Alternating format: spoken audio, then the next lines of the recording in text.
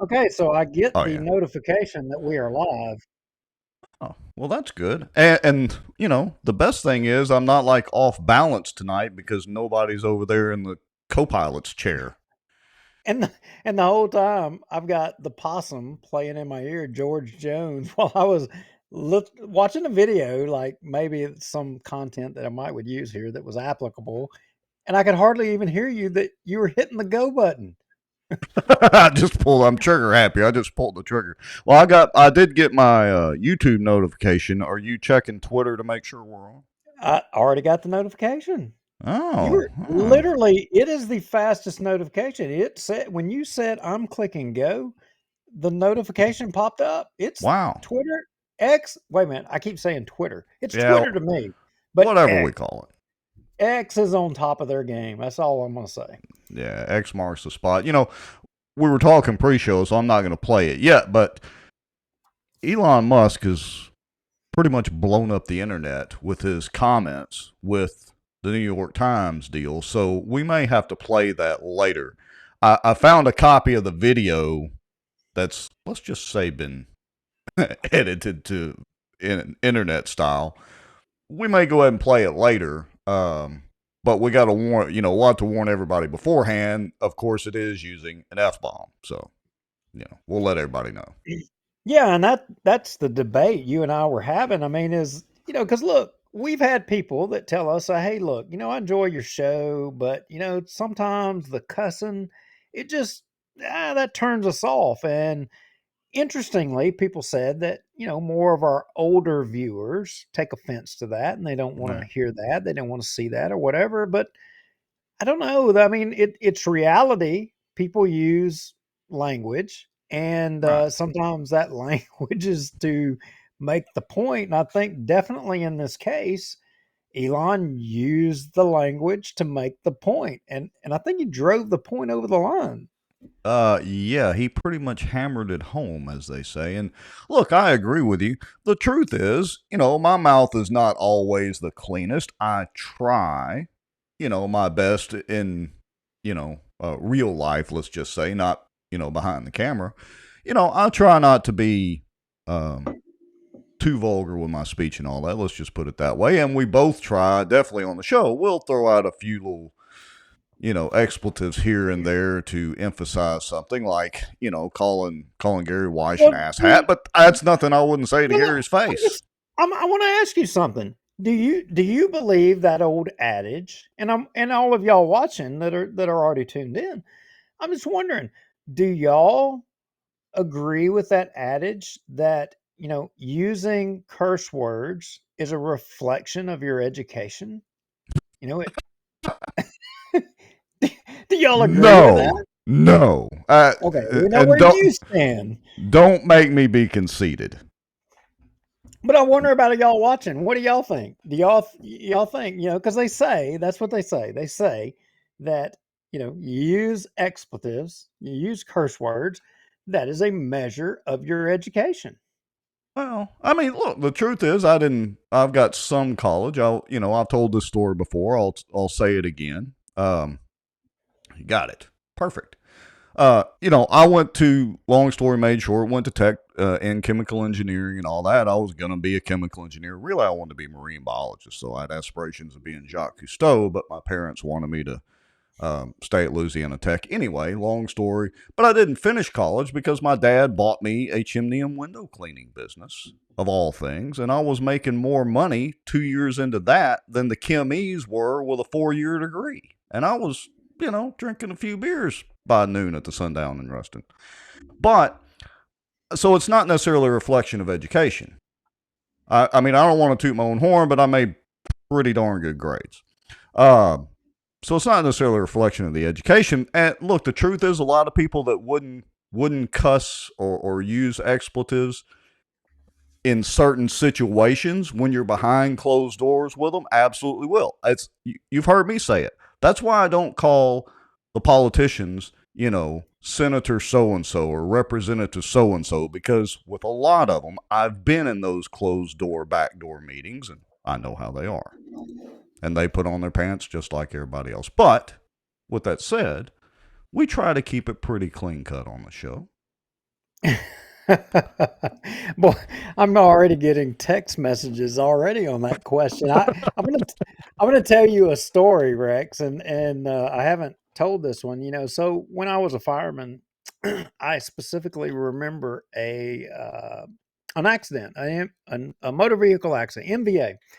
Right? And so all of y'all will know where this is at, right behind Pierre Bossier Mall. You know how, like, if you're on Airline Drive and you go to get on 220 and you're going to Yeah. get on I-20 to head west, and, you're heading up to over towards Cowboys, and you know how the road kind of, yeah, I mean, you got to be punching it and you got to be up to speed. If you don't, you're going to slam on the brakes or you're going to have to go in the ditch. One of the two, right? Yeah. So somebody made a mistake, had a wreck. There was always wrecks there. And Mm-hmm. it was a young teenager had a wreck. Well, ultimately their parents come up there and their parents were showing their butt. And when I tell you they were using every word in the language about how horrible the Bossier City Police, the Bossier City Fire Department, how horrible of a job all of us were doing. Mm. And the thing was I was the captain on this run, right? And so therefore that made me responsible for the safety of everyone on the scene out there. And it became real clear to me real quick that the only thing that the parents of this teenager that had been involved in the accident understood was extreme expletives. So to get their attention and remove them out of the danger zone of the 18 wheelers and the cars flying by at Mhm. excessive speed, I joined the Navy in just a matter of minutes.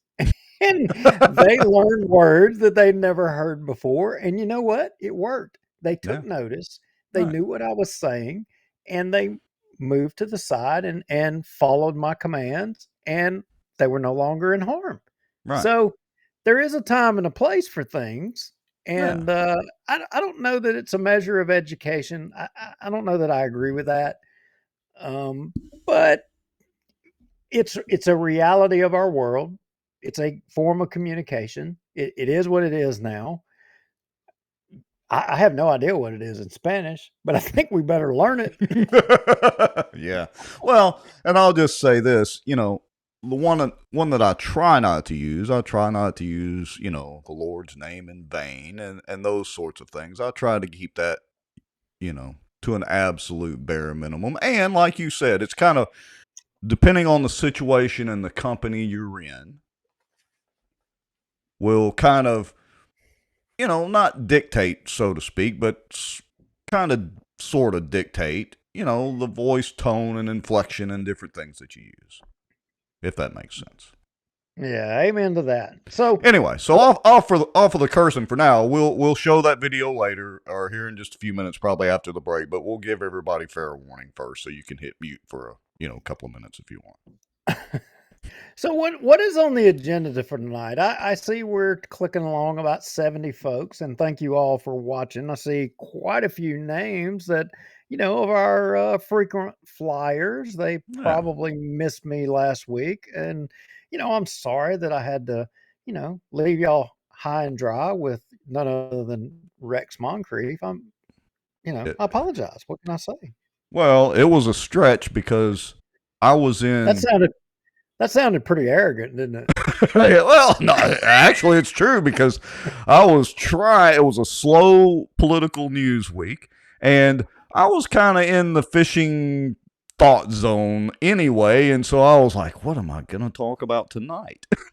So, but it works pretty good with our show format because we bounce stuff off of each other, and most of the time, we agree. Sometimes we don't agree, and so it works out pretty well. Yeah, and hey, and tonight I think we might be going to disagree on some stuff. So y'all are going to get a little bit of entertainment. Me and Rex are probably going to go at it a little bit on a couple of subjects. But hey, my absence last week, Rex. I mean, you know this, and I think I briefly said it before, but I think we're heading in the right direction as a state of Louisiana. I tell you, I gotta say it. I'm seeing some good things coming down the pipe for us, and Louisiana's on the right track. That's all I can say.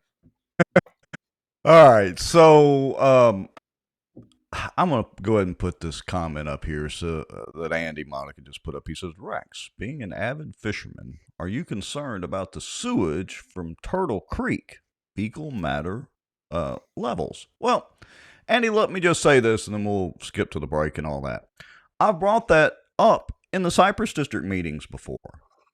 When they were talking about, I forget who they had there, might have been Butch Ford, I can't remember. But anyway, somebody was going over the Turtle Creek issue. It was a couple of years ago, and I brought up that I had been fishing, and, you know, there were lots of places on the lake that you could smell, you know, the sewage smell. I'm not saying raw sewage was going into the lake, but it was not good, and it was pretty pungent, enough where I idled off to another spot to go fish. And, you know, that was pretty much dismissed. So, Okay, now I'm going to stop right there. And Andy, look, I understand what you're saying. And in a previous show, Rex and I covered, although not in depth, we did talk about the fact that the police jury was in fact trying to put some kind of line up to approximately the country store. I think it may be a sewer line with right. the intent of ultimately bringing, north of the lake or lakes into the sewer district. Well, what you're not going to like about that is ultimately the cost that you're going to incur in all of that. So I'm not saying what's happening with Turtle Creek is a good deal, and I'm not saying that it's justifiable, and I'm not saying that we should not do something about it. But what I am going to say is the solution that, as you know, our elected officials are going to have. They probably are loving the dialogue about complaints about Turtle Creek. They probably are just loving it Yeah. because it ultimately that'll end up forcing people into their sewer district to help it from being upside down. Yeah, that is true, which we have talked about also. So, all right, well, let's go ahead and let's go to our countdown, our intro. Folks, y'all know the drill. That means you need to A, help share the show out and tag people and all that. B, go get you a stiff drink and make some popcorn. We'll be right back and we'll get into it. We're going to talk about, oddly enough, MJ and the environment. We have Wes Marriott's due to come on the show for a few minutes and explain the status of the lawsuit. Bossier City's apparently going to the dogs. We got to talk about the Charter Commission. And then there's the whole FU moment. Well, not to mention, Chris Norris brings up a great point. Are you going to talk about the sheriff's result in Caddo? Oh, yes. We are. Chris, yes, it's not on our notes, but we are. Yes, so we got to talk about that too. All right, so let's go ahead. Folks, y'all know the drill. You got about 3.5 minutes, and we'll be right back. If folks knew a lot of the back office on the politicians that they think walk on water, they would be shocked. There's an old wound from a knife in my back that just is giving me heck lately, and it's just really irritating, so I have to kind of wiggle around a little bit. Well, I've not heard my name in stable or Baton Rouge in stable in the same sentence in a long time. And I titled it A Shot Across the Bow of the Good Old Boys. Just, they feel helpless, they don't feel heard, they have nowhere to turn. Some Republicans as well believe that government has the answers. And let me tell y'all something. I don't know anything government does well. Nothing. Aren't there laws that say that you have public meetings so that the public can have accountability of their elected officials? They're making a little bit of progress, but I would definitely have to give the race to Caddo Parish right now. I don't know. Is there anybody from Plain Dealing watching, you think? As a member of the media, I'm very concerned about what I've just heard. Did you or did you not requisition some money to fight against this or for it? We hired a lobbyist and it cost us $15,000. We were opposed to HB 630. So for this week, folks, the cockroach of the week, according to Bossier Watch and Duke Lowry and Rex Moncrief, is Raymond Cruz, legislative assistant, Allie Feaster Smith. Thank you, Allie.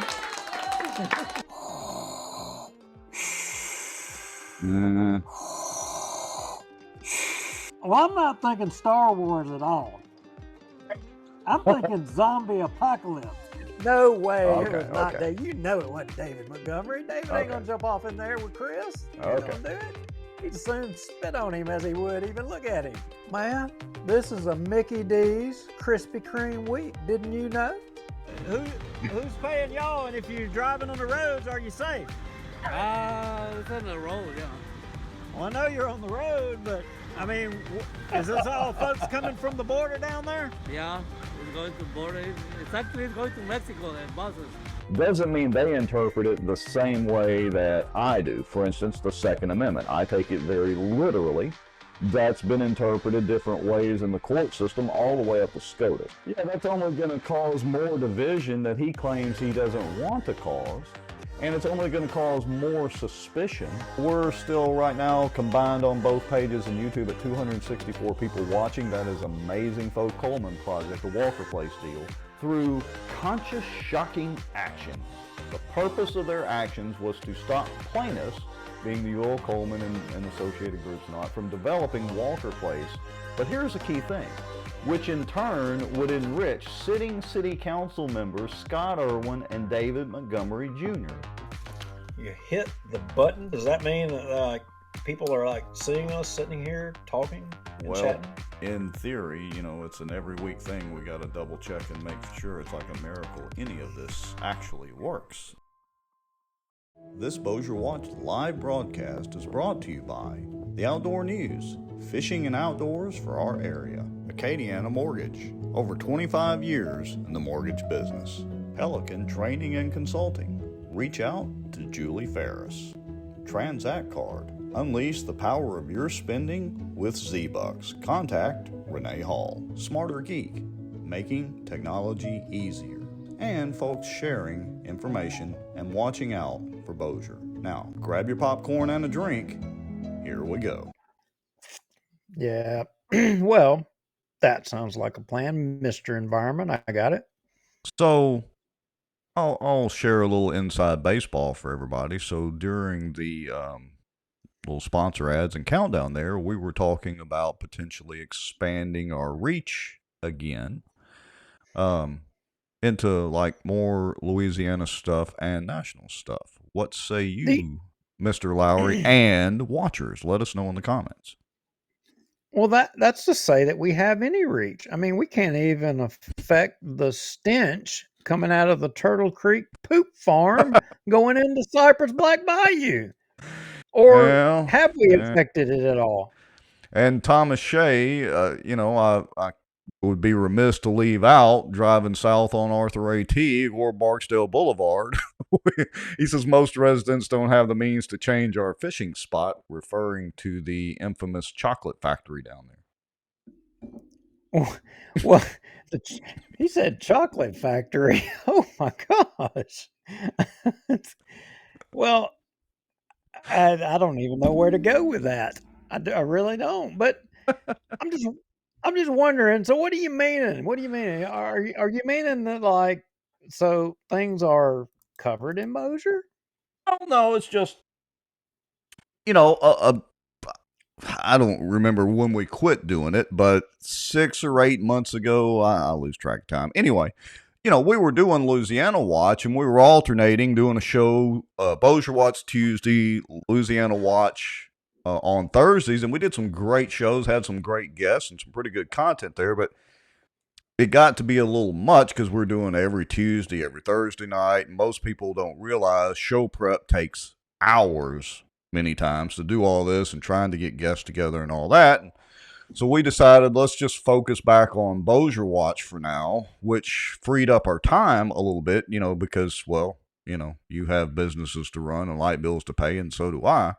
And we do appreciate everybody that has helped out donating in the past and, the sponsorships, because that helps pay for the cost of doing the show. But anyway, so we kind of backed off the Louisiana Watch side, but we've been talking lately about maybe ginning that back up as we stretch into other things that may have a wider focus than Bossier Watch. So we want to get some commentary from our viewers. What do y'all think?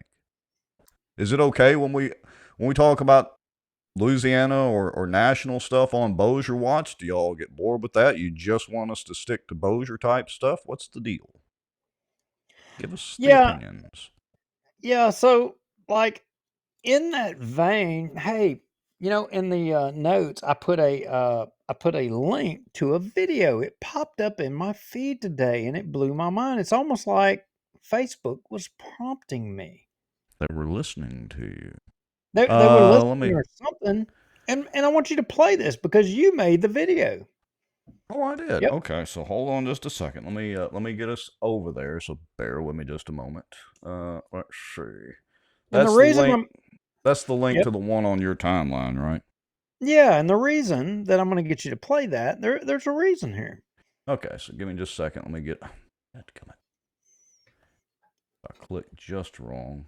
Okay. Hey, Bruce Touch. Hey, Chris Norris. Hey, Linda Moncrief.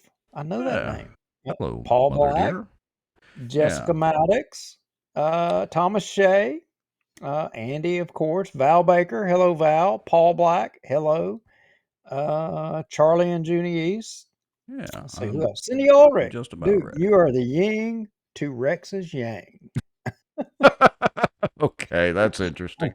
Is this the video you're referring to? Yeah, that's the one. Play that video real quick. Play it. Okay.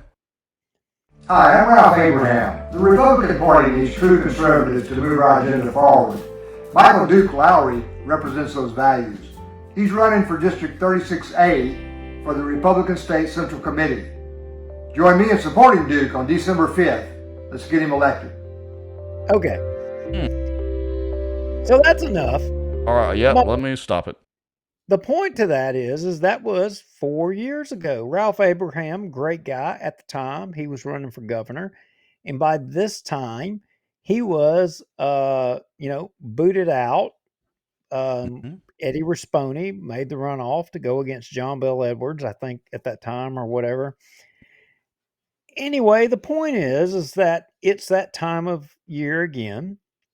And if there's people out there that are interested in serving, if you're interested in being involved in, Republican or conservative politics, I can tell you everything you want to know about that. And if you're a Democrat or a moderate and you want to be involved in Democrat politics, I can direct you to Lee Jeter and who to talk to get involved there. So, in that vein, I mean, thank you, Facebook, for, populating this in my feed to remind me to say to people that if you have a heart to serve and you want to get involved and you want to try to move the needle, regardless of which side of the equation you're on, hey, reach out to me. I'll direct you either way. I'll tell you what to do.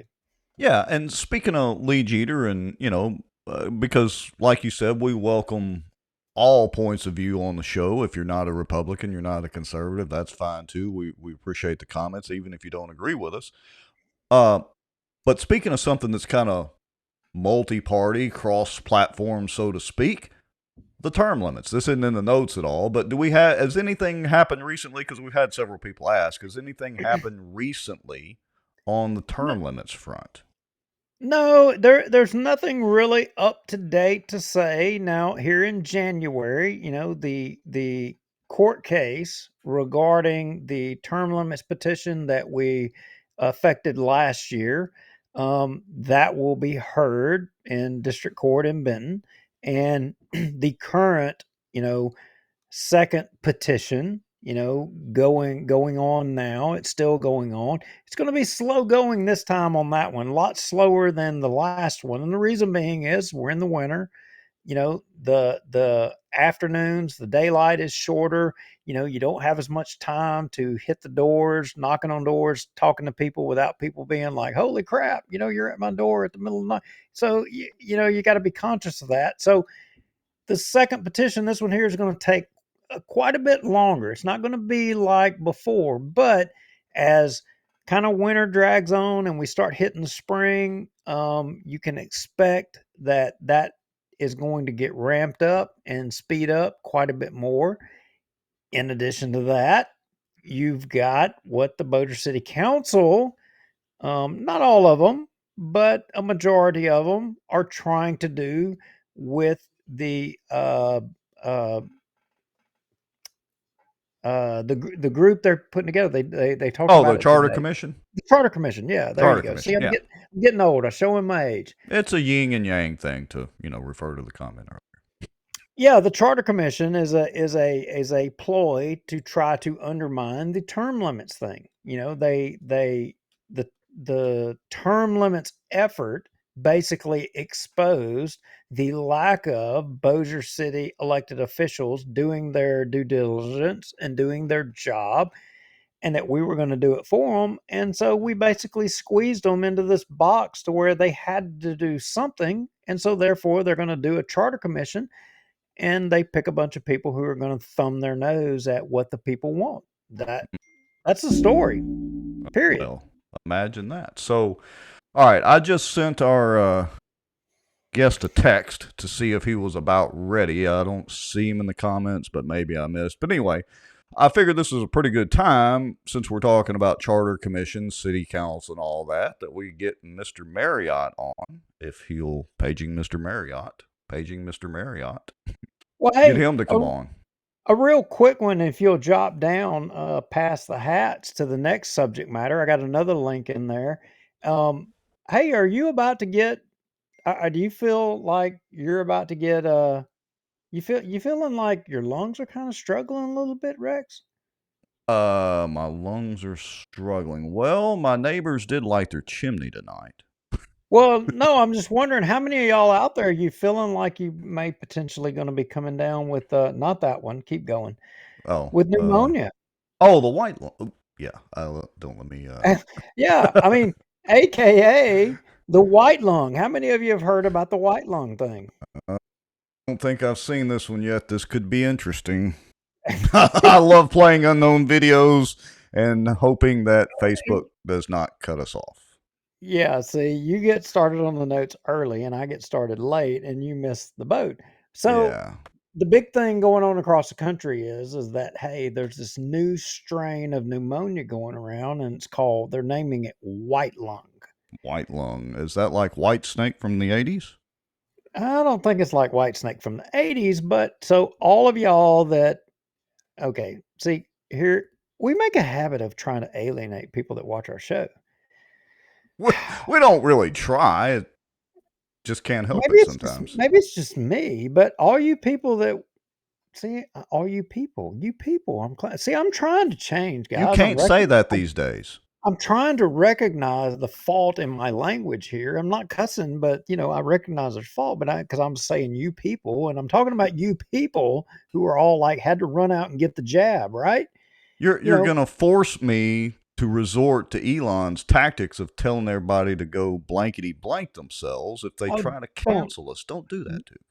Don't do that. We'll drop from 80 people watching right now to down to 20 people. But, you people who like demanding that all of us go out there and get the jab, that we were, evil and affecting society. Well, there's a lawsuit, and they're alleging that the newest, latest, greatest variant of that thing that we shut down the economy, we destroyed our country, demanded everybody go and get the jab. They're calling it white lung, right? And as it turns out, and as it's being said, that, hey, you know what? It's just a variant of walking pneumonia. And, it's actually also in a lawsuit, it's a side effect of if you'd got the jab. Really? This is literally the first I'm hearing of this. Yeah, so like if you scroll down in that post, Rex, and you click on the right there, and you see where there's some yellow highlighted. Yeah, that right there. Yeah, if you click on that and you blow that up, you will see right there they list, and that's the pharmaceutical company that says, hey, what one of the side effects of the jab is. Well, actually, that is the same thing of what they're calling the white lung today. Who knew? I'm so over COVID. But I mean, the economy is still not the same. I was reading an article. I don't want to go into it tonight because I don't have any notes on it. That kind of explain or helps explain and makes sense of this loss of workers and all that we're still going through because of the whole COVID situation. Not because of the disease itself, just what happened during all that. That we'll save that for another show when I've got thoughts. Well, but here's together. here's the point, Rex. We've got another election coming, and all of a sudden now we've got this white lung outbreak that is supposedly part of because of the jab. And all of the people that demanded that you go get the jab, and if you don't get the jab, you're going to cause everybody to die. It's your fault. Yeah. Okay. Okay. Sure. Look, just wanted to throw that out there for everybody to chew on. Y'all can go consider it yourselves. You got the update too. Oh yeah, I did. I went ahead and updated, so we're in dangerous territory tonight because I just updated yesterday, so this will be the first show. All right. Let me see if I can get us back over here to, let's see, let me click this button. That takes us back to us. Let me go into preview here. Let me make sure our guest will be there. Let me hit publish and back to live mode. And lo and behold, it's Wes Marriott. Can you hear us, how are you doing, Wes? guys? Can you hear me? Oh, yeah. Hear you loud and clear. Perfect. So Wes, I got to ask, is that a Pareto board behind you? No, that's blinds. Oh, okay. It looks window. like a Pareto board. I'm like, good grief, this guy is so meticulous. He's got a Pareto board behind him. Holy crap. Well, here we are. Look like we just came in from outside, both wearing hats and all that, and he's suit and tie and Mr. Attention to Details. So anyway, good to have you on, Wes. Thanks for having me. I'm happy to be here. All right. So we're going to talk about it in a minute, and I'll try to kind of get it ready as we're discussing. But it seems like you've been picking on the Bossier City Council. Is that a fair assessment? I would say you could say picking. I say holding them accountable for their responsibilities. Ah, okay. Well, maybe that's a better way to put it. So there's some lawsuit materials and some motions and all that have been going on. Why don't you summarize briefly, as much as you can legally and all that, kind of Sure. for those that haven't been paying attention, that are watching or don't know about it, let everybody know what you're involved in. What's this lawsuit about that you're involved with the city of Bossier and the city council? Sure. So a quick summary would be that I filed a suit in federal court to protect my First Amendment right to petition the government and to speak in front of the council without fear of retaliation or intimidation or being ejected and barred from speaking. I filed that lawsuit back in October, and originally the city was supposed to respond in November. They requested an extension, which was granted. And so on December 1st, instead of responding, they filed several motions to dismiss. A little bit of legal double speak, but it's another delay tactic to prevent them from having to file an answer and being held accountable for the accusations and allegations that I made. They instead are trying to do anything they can to get the petition dismissed without having any of the facts tried. So that's where we're at right now. They filed some motions to dismiss the case. Okay, so I'm going to make a couple of button clicks here, and let's see if this will work. So this is the memo in support of the motion to dismiss for Free, Darby, Montgomery, and Jacobs. I just randomly picked this PDF. I noticed that they actually mentioned bossierwatch. I mean, I think Duke and I are going to wear that with a badge of honor. They did, yeah. They cited the story that you guys ran on some of the leaked audio from the secret meeting. They were unimpressed that they had to visit a Facebook link to view the actual content of the story. If we had cited some dinosaur media, as you guys call it, they wouldn't have had any problem with that. But working in the 21st century was a bit of a headache for them, and they cited their issues with using social media and current media. as a media source. But I don't think that'll be an issue. Well, I just got to tell you, I'm so glad because I know Duke shares my excitement that they actually refer to us as a local news outlet. Mr. Lowry, what say you? Well, I'm just wondering if this is some skewed version of the Matrix here, and I'm wondering who took the blue pill and who took the red. Oh, very interesting. So No, I'm yeah, serious. I'm serious. I really can't figure this out. I mean, have we ever claimed to be a local news outlet ever? Well, amateur journalists at best. I mean, I think Amateur that's the most journalists, we've ever claimed. pundits, opinionated people who call people curse words. I mean, there's all sorts of things you can call us, but local news outlet, I don't think is one of them. What do you But think, Wes? Well, you guys, I would say when it comes to the local goings on in our political environment, a lot of folks in Bossier trust what you're putting out there as being honest, no ulterior motives, really trying to get to the meat and potatoes of it. And from the guests you've had on, you've had elected representatives from both sides of the table. You've had folks who take your show seriously. So I think that lends some credibility to you guys, as reluctantly as you may want to be about it. You guys are a local news source, 100%. I am well, absolutely turning that into a sound bite in a Facebook short or YouTube short or whatever. But anyway, go ahead, Duke. Sorry. well, if we are thought of as a news source, that means that a news source has to be, all sides of the equations here. So I'm going to be the bad guy a little bit here, Wes, and I want to challenge you a little bit. Sure. So you have Sobo Live. Is Sobo Live meant to be a alternative to Bossier Watch? Is it meant to be try to compete? Is it meant to be what in your words describe it? Because why did you come up with Sobo Watch or Sobo Watch? There you go, Rex. I may check into Sobo Watch. It sounds pretty good, actually. See if the domain's available. Yeah. Sure. So Sobo Live was the brainchild of really recognizing that South Bossier has its own unique flavor. It's a little bit of a more relaxed community, but it's very tight knit.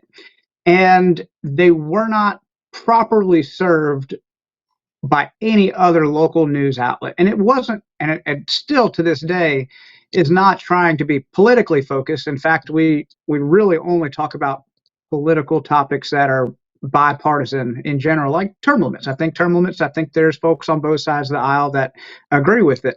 But more importantly, we wanted to highlight the good stories, the good news of the folks and the community, and what gives us kind of our unique flavor in South Bossier. Part of that is, the chip on our shoulder. We all kind of share feeling a little separated and a little ignored by the rest of the city and city government. So there's a little bit of that sprinkled in there, but for the most part, we leave the politics up to the better equipped and better educated pundits on Bossier Watch. You guys definitely have that market cornered. that's an interesting compliment. Okay. So I don't even know what I was going to say now. All right. So I appreciate all that and take it as a compliment. That's going to make like I said, a great sound bite and YouTube short and all that kind of good stuff. All right. So I want to, Duke, unless you want to continue on with that thought. Well, no. I look. I think, in all fairness, if we are considered journalists, that means that we have to challenge. True journalism should challenge people that you interview, and should challenge them. And I do have other questions that I want to ask Wes to challenge him a little bit. I mean, look, I think Wes is a stand-up guy. I think Wes and Sobo Live, I think they're intent. I'm kind of laying the groundwork because there have been some allegations and people say as to motives and the reason why people do things or what have you. And as journalists, you're supposed to challenge your interviewees as to those questions. You're supposed to challenge them as to, answer the question of what people say. And I would say, Wes, one thing people say, they say that your why of, because a difference between you, I mean, and I appreciate what you do on Sobo Live because I think you absolutely honed in on the feel of South Bossier, the feel of that community, because everything that you said is dead on the money. South Bossier is unique. South Bossier is uh, uh, tight knit in a way that's different than the rest of the city, and somewhat, I would definitely contend, is overlooked. And I can tell you from knocking on the majority of doors down in that district in South Bossier on the term limits issue, for example, I heard it, and it is bipartisan. But with that said, people call into question our why on Bossier Watch all the time. And one of the things I've heard on you is that your why is not about, Sobo Live or South Bossier, or that it's for some other reason. It's for some other nefarious reason. And one of the things they say is your background in Bossier City, of having been a police officer in Bossier City, and that you have an axe to grind. They say it about me sometimes, that I was a fireman and that I have an axe to grind with Bossier City because I was a fireman and had an adverse treatment in Bossier City. Is that actually true with you? You were a Bossier City cop. Was there some event while you were down there that caused you to want to go after Bossier City? In every rumor and things like that, there's always a little bit of truth to it. And I have to say, I had an interesting experience working for the city. Being a police officer was always a dream vocation of mine. It's something I did in the military for a very long time before working for the city. And I worked with really some of the finest, most underappreciated folks who would take the shirt off their back and give it to a stranger. That's how much they really cared about the city. But in that same environment, it was also very difficult working inside the Bossier City organism and watching how folks with political power would leverage that, knowing that very, very few people fight back against the city because it's seen as a death sentence to your career, and it's seen as completely destructive and anti. The motivation is to really let the sleeping dog lie when you see something that's not right with Bossier City politics or folks that have some level of political power. So there is a little bit of that. But I will say, and Danielle would repeat this in the comments, I am extraordinarily stubborn when it comes to the rights that are guaranteed by the Constitution. I believe wholeheartedly in our system of government. I served in the Army for 13 years, and it's just really important to me. And that first trip in July when I went to go speak about term limits because of something I believed in, the more I dug into the issue, the more I realized that no one else is going to fight this battle if I choose to leave it alone. And I discovered things that I thought were not right. And when I brought them up, my hope was to have a debate and start a conversation about it. And instead, I was met with I was shut down, essentially. The city council refused to hear any sort of dissension.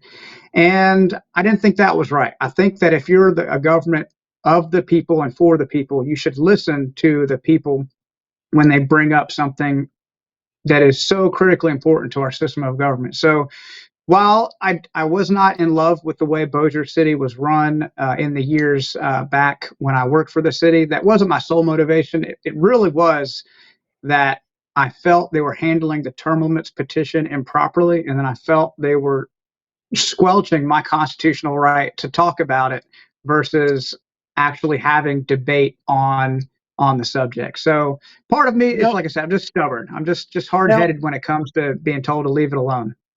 No, so what you're saying is that you saw when Colonel Crockett, myself, Shane Cheatham, a bunch of us were affecting the term limits petition, and we successfully got it, and then the actions of Bossier City, you're saying that was a motivating factor for you to step to the forefront. Now, some people would contend, and I'm going to challenge the other side of it, what business is it of yours because you don't live in Bossier City, correct? Thank God I don't live in the city. You've seen what they've done to the Red Rover group who have challenged them, and those are two of the most stand-up guys that I know. I feel actually emboldened to do it because I don't live in the city. Even though I lived in the city for a long time, I grew up in Bossier City. I moved here when I was in 7th grade as a military brat, but my community that I'm part of is split parish and city. And I felt that I needed to be a voice for the thousands of people who would do it, but otherwise may have been intimidated or didn't know what to say. Good point. So, we've seen them. As a matter of fact, let's see, was it the last city council meeting? Not today, but I think the last one before that, when I'm pretty sure it was Queen David himself brought up the point or emphasized the point that Colonel Crockett needed to, move in the city and run for city council. I'm paraphrasing a little bit. I mean, what do you say to that type of response from a city councilman? I mean, are those city council meetings just for city residents? I mean, do you pay taxes at all in the city of Bossier? I found that comment to be insulting, not only to Colonel Crockett, who has, decades of service to his country and in the community, but to anybody who pays taxes or, pays for the report at the Bossier Commission or even the folks out in the parish. Bossier City appoints officials to boards that are taxing authorities that affect far greater than just the footprint of Bossier City itself. And for Mr. Montgomery to state that only councilmen have the authority or the knowledge to talk about these things was highly offensive when Colonel Crockett has a master's in administration. He was, a high-ranking military officer in one of the best logistical military on the face of the earth. Maybe his comments possibly are valid and important and should be considered. He shouldn't have to move to the city to run for elected position to have his voice considered. He should just say, thank you, Colonel Crockett, for caring so much to step beyond the physical footprint of the municipality and sharing some of your insight. So yeah, I thought that comment was way out of line. All right, so I want to circle back using our favorite phrase here that some of our viewers don't enjoy. I want to circle back to the lawsuit. All right, so they've kind of give us what the status of it is. They filed some motions to dismiss. That's pretty much standard, legal practice. They're of course gonna, their attorneys are gonna try to get it dismissed. But what do you see as the overall time frame of the lawsuit, and what is if you had to say the best end result or end goal for you with your lawsuit would be, what does that look like? Okay, so that's a lot to unpack. So I'll take it step by step. So the first step, they filed this motion dismiss, which is basically arguing that my complaint shouldn't matter due to some technicality of law. And they kind of use some legal doublespeak. On one hand, they said that the city councilmen in their official capacity have qualified immunity because they can break the law as long as they don't violate the Constitution. However, the city in their response, they said, well, even though it was a constitutional violation, it was minor and trivial at best. So they make a lot of arguments, none of which were unexpected. They don't pass any type of legal muster, and I'm convinced this will move forward to where the city will eventually have to answer to the allegations, and they'll have to go through the process of discovery, which I think will be very interesting because the city has not responded to many, many public records requests that would shine a spotlight on some of our issues.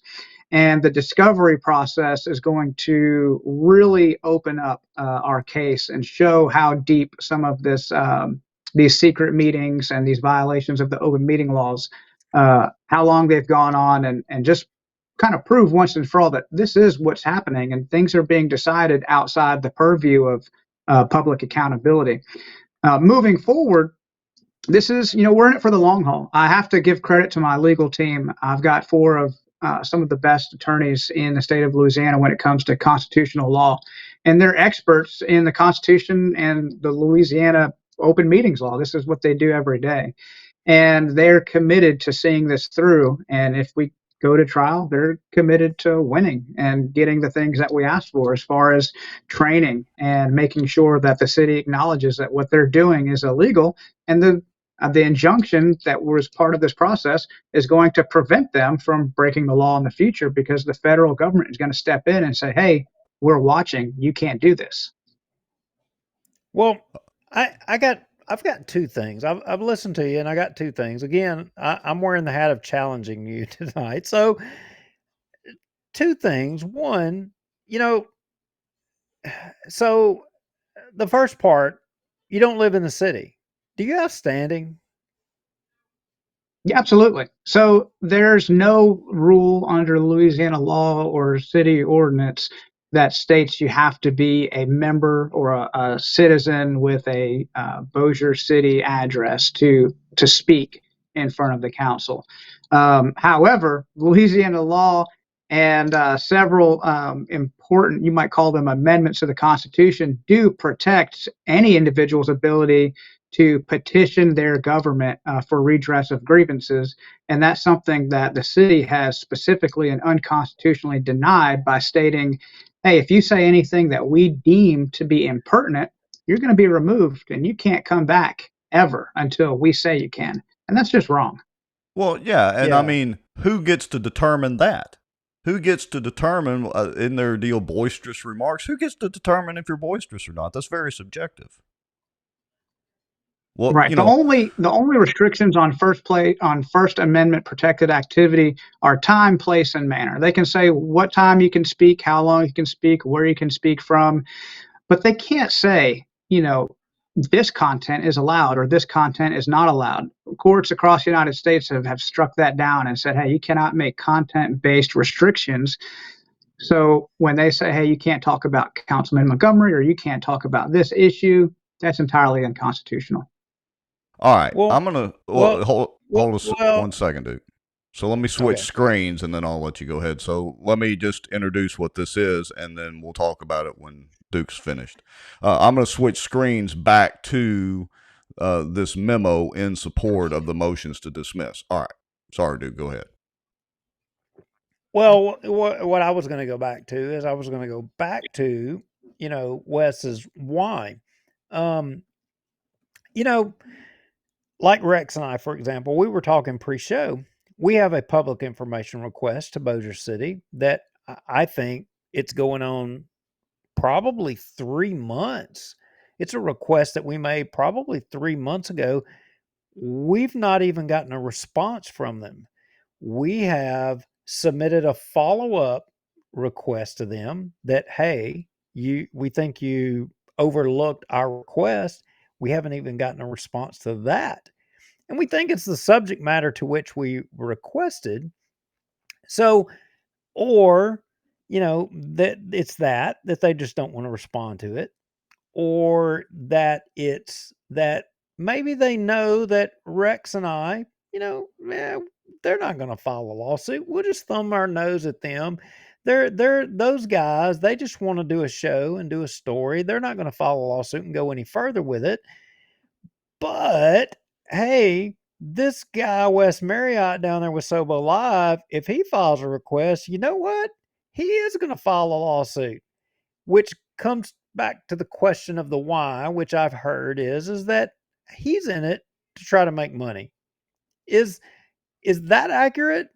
Are you in this to try to make money? Because they don't view us as being in it to try to make money, but is Wes Marriott and Sobo Live in it to try to make money?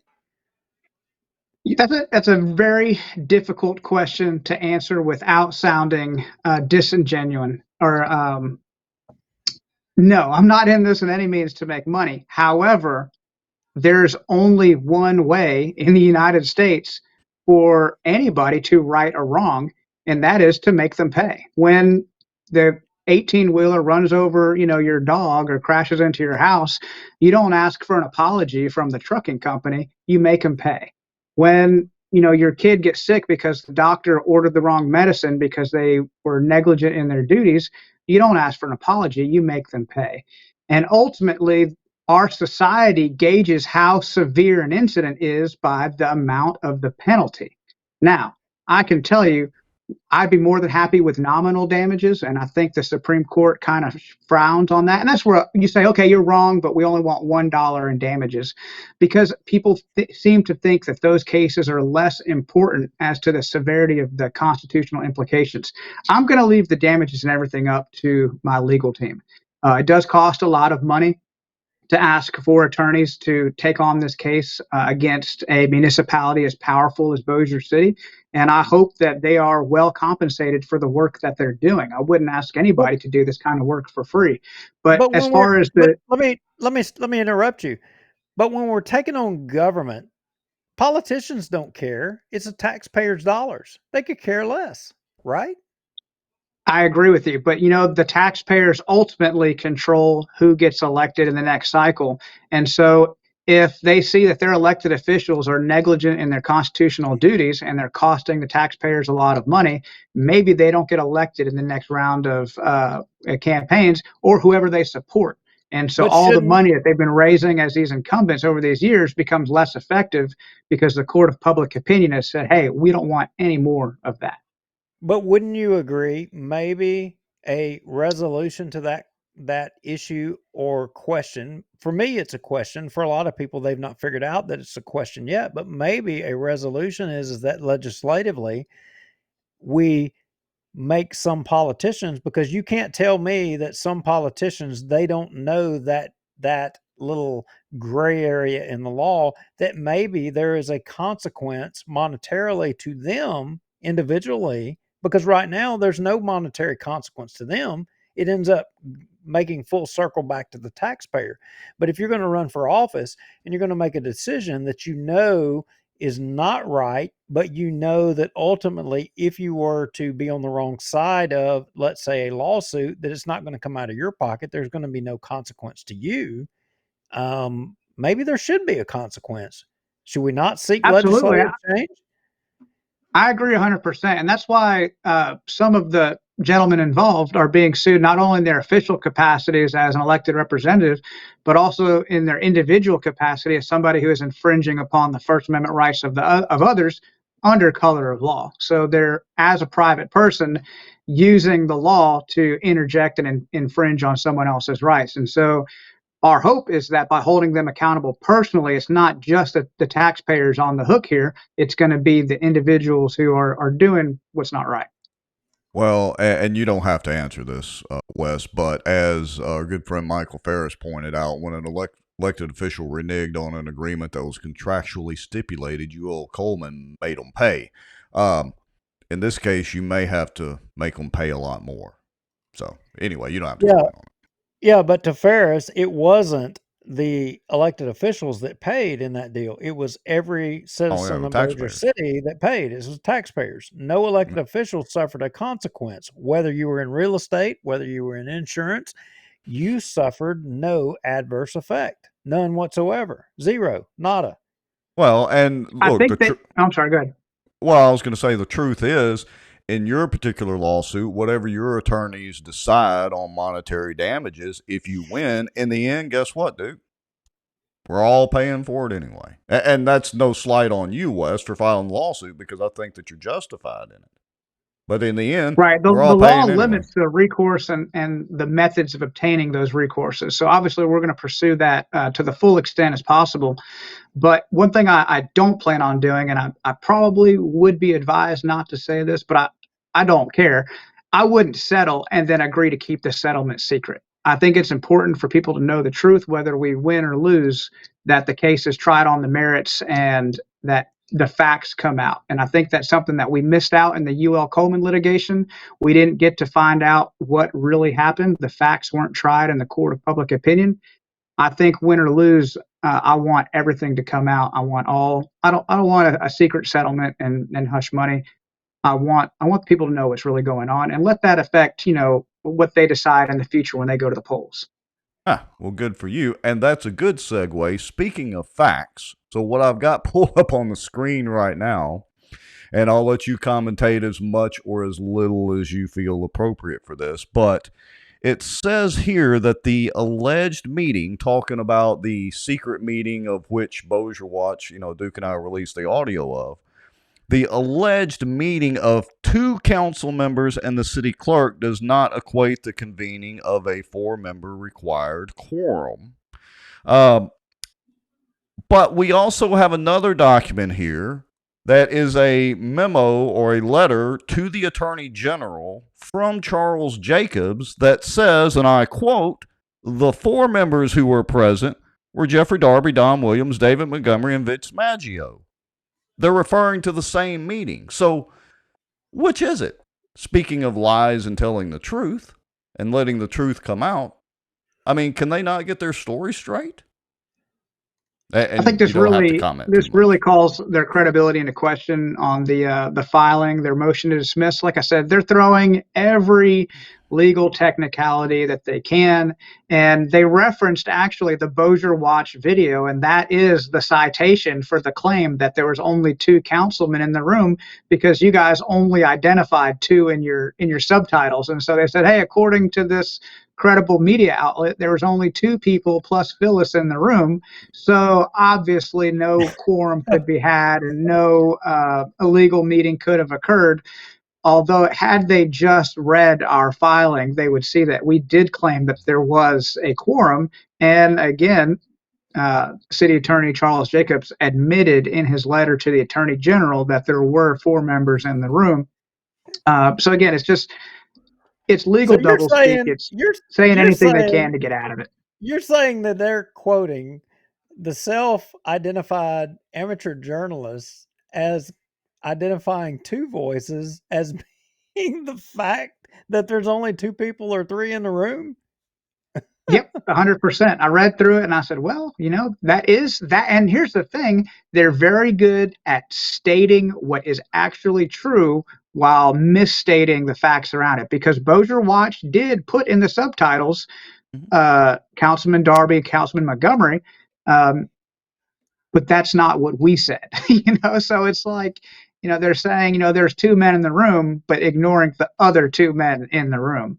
Yeah, just because either they didn't speak or, in that audio segment, or we couldn't identify them as speakers in the deal. That's crazy. I'm just intrigued by, that they kind of consider us credible now, but then on the other hand, we can go back and pull up meetings and clips where, they've told people you can't believe everything that's on Facebook. Obviously referring to us and probably you with Sobo Live and different things like that. This is just great.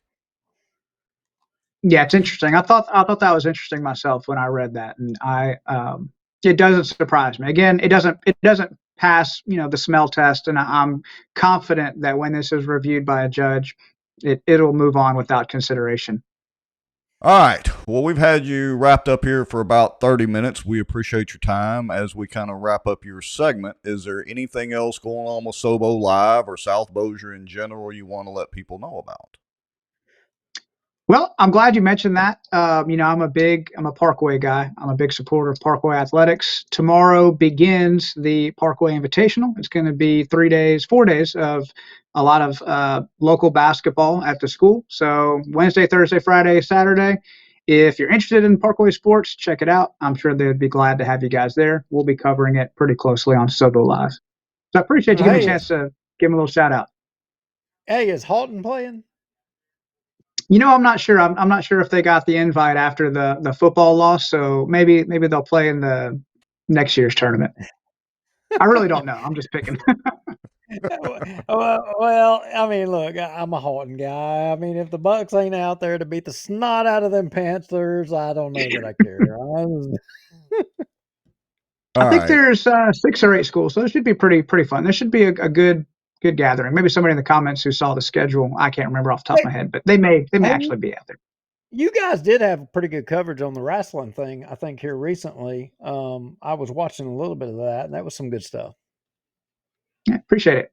Yeah, y'all are doing a good job, and we would encourage everybody, go, if you hadn't already, like and follow Sobo Live, and find them on Facebook and keep up with what they're doing. They have those, 2 guys from the sidewalk helping, I think, commentate on some of the games, aren't they? Yep, they'll be back for basketball season, and they did all the commentary for the football season, and it was great. They know a lot more about sports than I do, so having expert commentary really goes a long way. All right. Well, anytime you need to come back on, if you want to, get the word out there and we can help you out, just let us know. Thanks, guys. I really appreciate your time. All right. All Thanks, right, Wes. Wes, thanks. Well, that was interesting, as usual. As usual. Yeah. That's the first time. That's the first time the Sobo Live guy's been on our show. We ain't even had one of the Sobo Live No, guys. but every time he says something in public, it's interesting. I said Sobo Live guy. I like twisting my words up here. I mean the sidewalk guys. I mean, the hookers on the sidewalk down there, right? I mean, we've been trying to get one of those hookers to come on the show. Wait a minute, no, he did come on the show because he was running for political office. Yeah, we've had him on. Yeah, he's on the police street. We gotta go. We gotta squeeze him. We gotta Folks, squeeze him. you never know what you're going to get on the show. We're potentially going to throw an F-bomb out here tonight. I mean, we've even edged close to the N-word, and now we're talking about hookers on the sidewalk in South Bossier. I mean, I said hooker. That's not a cuss word. Well, no, it's not. I mean, that was a respected profession back in the 1800s. Well, I guess it still is in Las Vegas or wherever it's legal. I don't know. I wouldn't know about that, but I'm just saying. All right. So, boy, we've got a lot to go because we've really, out of our deals, only covered West. We got to cover the... Shall we go to the Charter Commission, the dogs, or shall we talk about Mike Johnson, the environmentalist? Well, everybody seems to be in the comment. I see a bunch of stuff about CVS. Yeah, people must be wondering, my wife, of course, what happened at the CVS. Well, apparently, I don't know. It was a dope deal gone wrong, and the DEA decided. Hey, look, I said in the comments to sharing that out earlier, y'all know as much as we do about that. We didn't know about any drug deal going down before it went down. I should imagine the DEA tries to keep kind of tight-lipped about those sort of things. Yeah, I mean, how would we know? I mean, I don't even use that CVS. I don't know. I don't either. I mean, wait a minute, that's on Barksdale Boulevard. Is that a Sobo thing? Maybe we should ask Wes. We need to get Wes back on. He's an ex-cop and from Sobo. We should have asked him. Look, I have a tough enough time as it is getting through Walgreens on Airline Drive, and much less worried about CVS and Sobo. But apparently, it was what the news say, arrested like 4 or 5 people or escorted them out of there and had the DEA come in and shut down the pharmacy or something. Yeah, I don't know. Maybe somebody will, on our secret squirrel messenger, send us some kind of backstory on what all was going down there by the time the show's over, and we can report. Otherwise, I say we go on to what about Red Rover? What about the Caddo Sheriff's race? There's a lot of people are interested on all that. I mean, that is breaking stuff. I mean, look, how many shows have we talked about election integrity? We even showed how to fake a mail ballot. We even did it. How did in full disclosure, we did not send it in. I want to make that clear for the legal eagles from Facebook and YouTube and the Twitter or Xverse out there. We did not mail the ballot in, and it was Duke that actually did it. I would just help facilitate it. La, la, la, la, la. All right. Anyway. But I didn't mail the ballot in. It was that the election was over. All the votes were counted. I went and voted. I actually ended up in town, right? So I didn't send that mail ballot. I didn't cheat. I didn't double vote. I was not a Democrat that day. I was a good, upstanding conservative. And that mail ballot actually, we showed how you can, could you, we were curious. Could you, as they were alleging on the internet, take a mail ballot and could you cheat it? Yeah, we proved that you could. It was possible. Speaking of mail ballots and cheating, this is very interesting. So if you hadn't read it yet, go to Sobo Live has shared it, or KTBS, probably KSLA's got it, I'm sure, too. Anyway, Wait a minute. Stop the presses. Uh-oh. I just got a message sent to me from one of our viewers live on this show. Really? Yes. Was it about the CVS drug deal gone bad? No. You're Oh. going to be blown away with this. Facebook is actually monitoring our show right now. So for all of y'all watching, What? you should know that Facebook is monitoring your comments as we speak and monitoring what we're saying, Rex, as we speak. In fact, let me read this to you. Okay, here we One go. of our viewers, and I'm not going to say who, one of our viewers just sent me a screenshot of what they got from Facebook. And it says, your comment in Bossier Watch looks similar to content that we've removed for going against our community standards. You can delete it now to avoid potential account restrictions. I wonder if it was a legit Facebook message.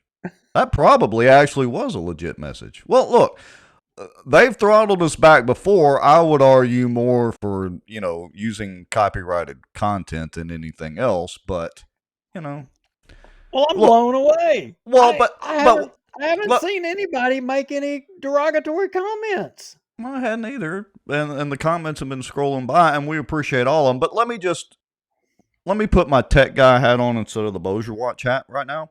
So we're literally broadcasting on their platform. Guess what that means? They can monitor all of the content. Wait a minute. It popped up Bruce Tutt. Facebook community standards originate in Turtle Creek. I think Andy Monica's got something to say about that. Yeah. I'm going to put this up there. We'll probably get our feed killed now. Go Trump. Vaccines are killing people. Letting everybody know, if Duke and I go dark, those comments are why. Y'all are slowly killing us on the Facebook or YouTube or Twitter platform. I think Twitter or X, Elon, is a little more forgiving of that. So if we go dark on Facebook and YouTube, everybody go over to Twitter, formerly known as X. No, X, formerly known as Twitter. Y'all just go over there because we're live over there. Hopefully they let Tucker Carlson say all kinds of stuff. Surely they'll let us stay live. Well, look, I think it's pretty good since Facebook is watching, since y'all are right now, since you're censoring, the commenters in our show. I'm wondering how many people, Rex, in our stream do we have watching via Facebook versus the other platforms? I mean, I'm seeing close to 100 people across all platforms, but what's the number on Facebook so we can subtract that? Because I know that we have more people on other platforms, and if Facebook wants to become irrelevant, then that's fine. Facebook can become irrelevant. Y'all censor away. Here's the deal. So let me check real quick. And interestingly enough, it's beginning to shift. So, for the longest time, we would have mostly Facebook watchers. So I'm going to hit play on this. Let me turn the volume. Yeah, it's about half and half right now. About half on Facebook. We got about 50 on Facebook. So that's about 50 between YouTube and Twitter. Honestly, there's not that many people that watch us live on Twitter, and we don't have any real way to monitor those stats in real time the way Twitter does it. But so let me say this.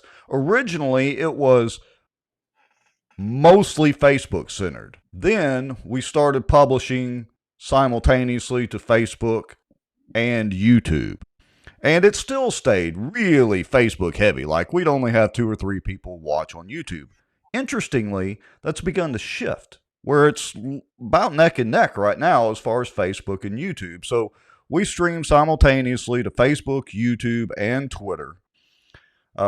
We do get, a couple of dozen on that. The podcast, we do get about 20 or 30 podcast listens per episode within about 24 to 36 hours after the show. But it's about half and half right now. It's running neck and neck with Facebook and YouTube. Hey, I'm just wondering, since we've got an official screenshot of Facebook is monitoring and censoring, our commenters and in the middle of our show, you think we could get any help from our Speaker of the House? Right. You think we should report it to him? Only if Trump gets elected president again, somehow we manage to stow away on Air Force One and get Mike Johnson on there so he can take another selfie on Air Force One with Trump. Oh, so what you're saying is we ought to throw Facebook a bone and maybe, throw a little bit of flack the Speaker of the House's way. Will that get us some good sway with Facebook, maybe? Maybe so. And we're going to do a little bit of that here in a few minutes. So where were we headed? I don't even know what subject we were talking about. I have no freaking idea. Maybe somebody watching that's paying attention to what we're talking about could tell us. What were we going to talk about before we got off on the CVS tangent, which somehow led to Mike Johnson and stowing away on Air Force One? Oh, Caddo Board of Elections, David Crockett, right there. Yes, the sheriff's race. How can we forget that? Okay, sorry, folks. Thank you, Colonel Crockett, for reminding us. All right, let me get. There we go. Okay, so I shared this out on Facebook earlier, and again, go to KTBS, KSLA, Sobo Live, wherever. Love Shreveport Bossier. Shout out to Wade Lovelace over there and all he does. Here's the interesting thing. The Judge Black from Ruston ordered a new Caddo sheriff's election. Now, I'm sure this is going to get appealed, but that's very interesting. And the real interesting thing is the paraphrase quote that I've got here. Judge Black says, just one vote could have affected the outcome. As we all know, it was literally a one vote difference by the official count and recount. And here, multiple illegal votes were cast and counted. It defies logic. I'm gonna segue back just a hair, and I want to say something about the race in general. And okay, Henry Whitehorn, lifelong law enforcement officer, state police, city of Shreveport. Lifelong law enforcement officer. John Nicholson, a lawyer. Right. Both law guys, but not rank and file on the street. Obviously, governor's race was over with, the primary was over with, and people really didn't pay much attention to, this race after the fact. And I don't know, but something tells me that if they're going to have this new election, that this is going to be a referendum on not which one of these two candidates are qualified to be the sheriff of Caddo Parish, but on party politics. Would you agree?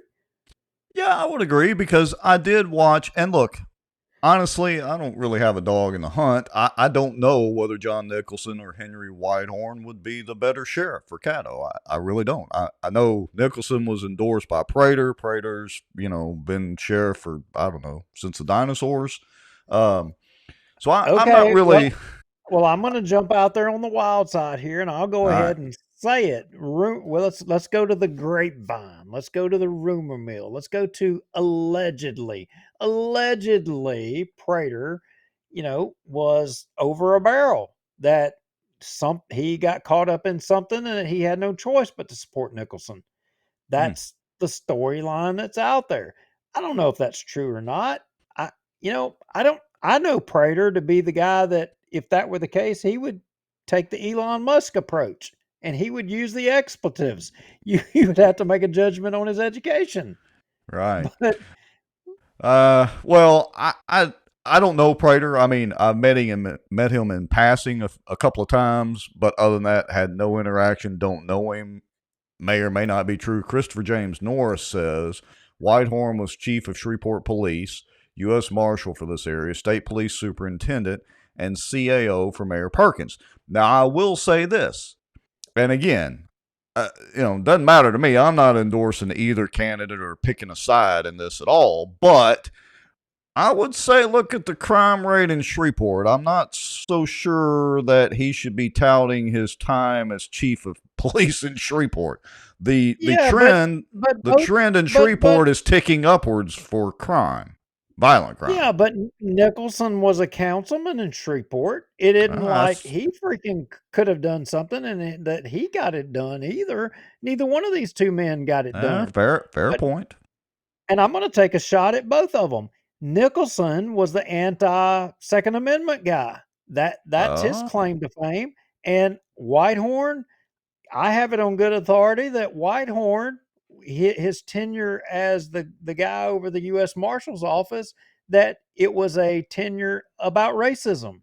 I mean, he made it well, all about race. It in wasn't his about public statement about Nicholson's lawsuit after the recount, I hate to say it, but Whitehorn did border on that edge of racism. I mean, he almost but not quite made it about race. I mean, for me, I mean, and again, I'm a white racist automatically. Because I'm white, I'm automatically a racist.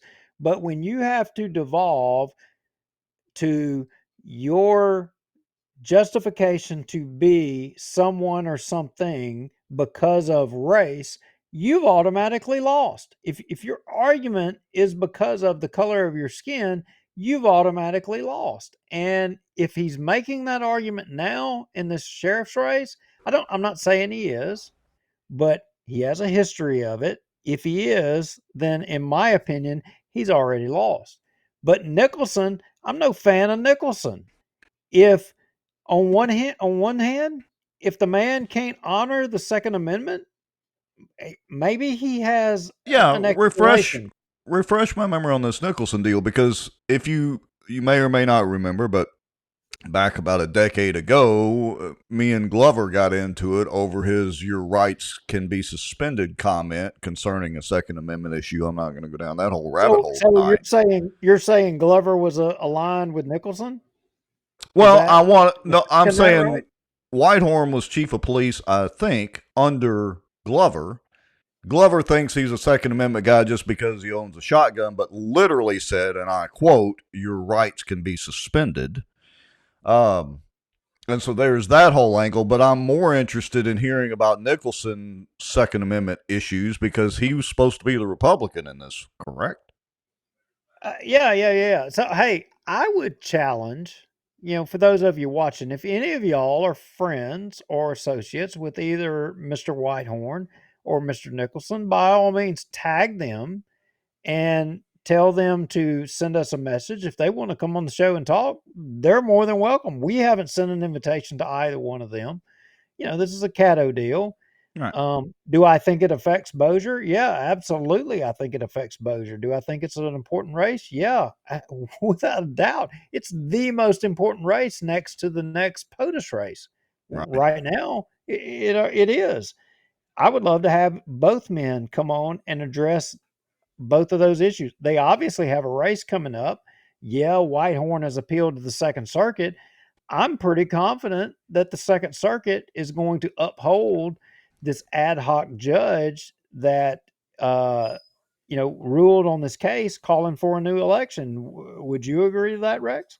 Oh, yeah, just based on, my scanning of the lawsuits and the responses or motions and all that sort of thing, there was there were too many questions or questionable votes and tabulations and things that were going on in this election for one vote to be able to decide the race or be the determining factor in it. And look, it brings up a good point. Even if this race, let's say that Whitehorn had received 50 or 100 more votes than Nicholson, let's just say that he had. If there are a dozen or more that they can find relatively easy, how many more problems were there in that election? And let's expand that on out. I'm not a big tinfoil hat guy with the elections and all that, but I've always maintained that, yeah, there is a certain margin of error that goes on in tabulating this. It seems ridiculous to me because we literally live in the information and computer age right now. There's no reason that we can't tabulate these votes and have no discrepancies. But somehow we managed to always have that. So my question is, this is a prime example of absolutely there were issues in a race. Even if it wasn't just one vote that decided it. Okay. I'm going to ask y'all to tag Nancy Landry, your new Secretary of State, who during the campaign wouldn't respond to my emails, to my queries, to one, come on the show, to two, answer any questions. She wouldn't respond whatsoever. But I'm challenging you to tag her because she said, and quote, she said, like on Moon Griffon in interviews, that hey, our elections are great. There's no problems with our elections. We have, a method of audit. Okay, well, if you do have a method of audit, tell me what that method is to audit the machines. Newsflash, you can audit the machines. Right. That's bull You can. crap. But let me quote her for what she actually said. She said, "We have this process called risk limiting audits." Well, just so all of you know, a risk limiting audit, when an elected official says to you, "We have a method to validate the election. We have this process called a risk limiting audit." And that's where they say, "Okay, we will take like 0.5% of the votes cast, and we will audit them to ensure that they match up to what was tabulated and to what the vote count was." That's not reflective of everything. If you'd have done a risk limiting audit, let's say in Caddo, one, you wouldn't have been able to have audited all of the majority of votes that were cast by virtue of machines, but the ballots that were cast by mail ballot, they had countless problems, and they probably would have even accounted for variances if they would have done a risk limiting audit just on the mail ballots, which was the only thing that they supposedly audited. And when they supposedly audited them in Caddo Rex, all they did was they took the mail ballots, they ran them back in the machine to determine if the count matched the count that they got the first time. It Yeah, it wasn't was really a ever rescan, not a recount. not an audit. Yeah. And when somebody says audit, to me, that means that you're validating that the voter is correct, it is their signature, that it's witnessed and witnessed by whoever is required according to law. It's timely. It's in a human's handwriting. It's on a ballot that's prescribed by the Secretary of State or the election. All of those things.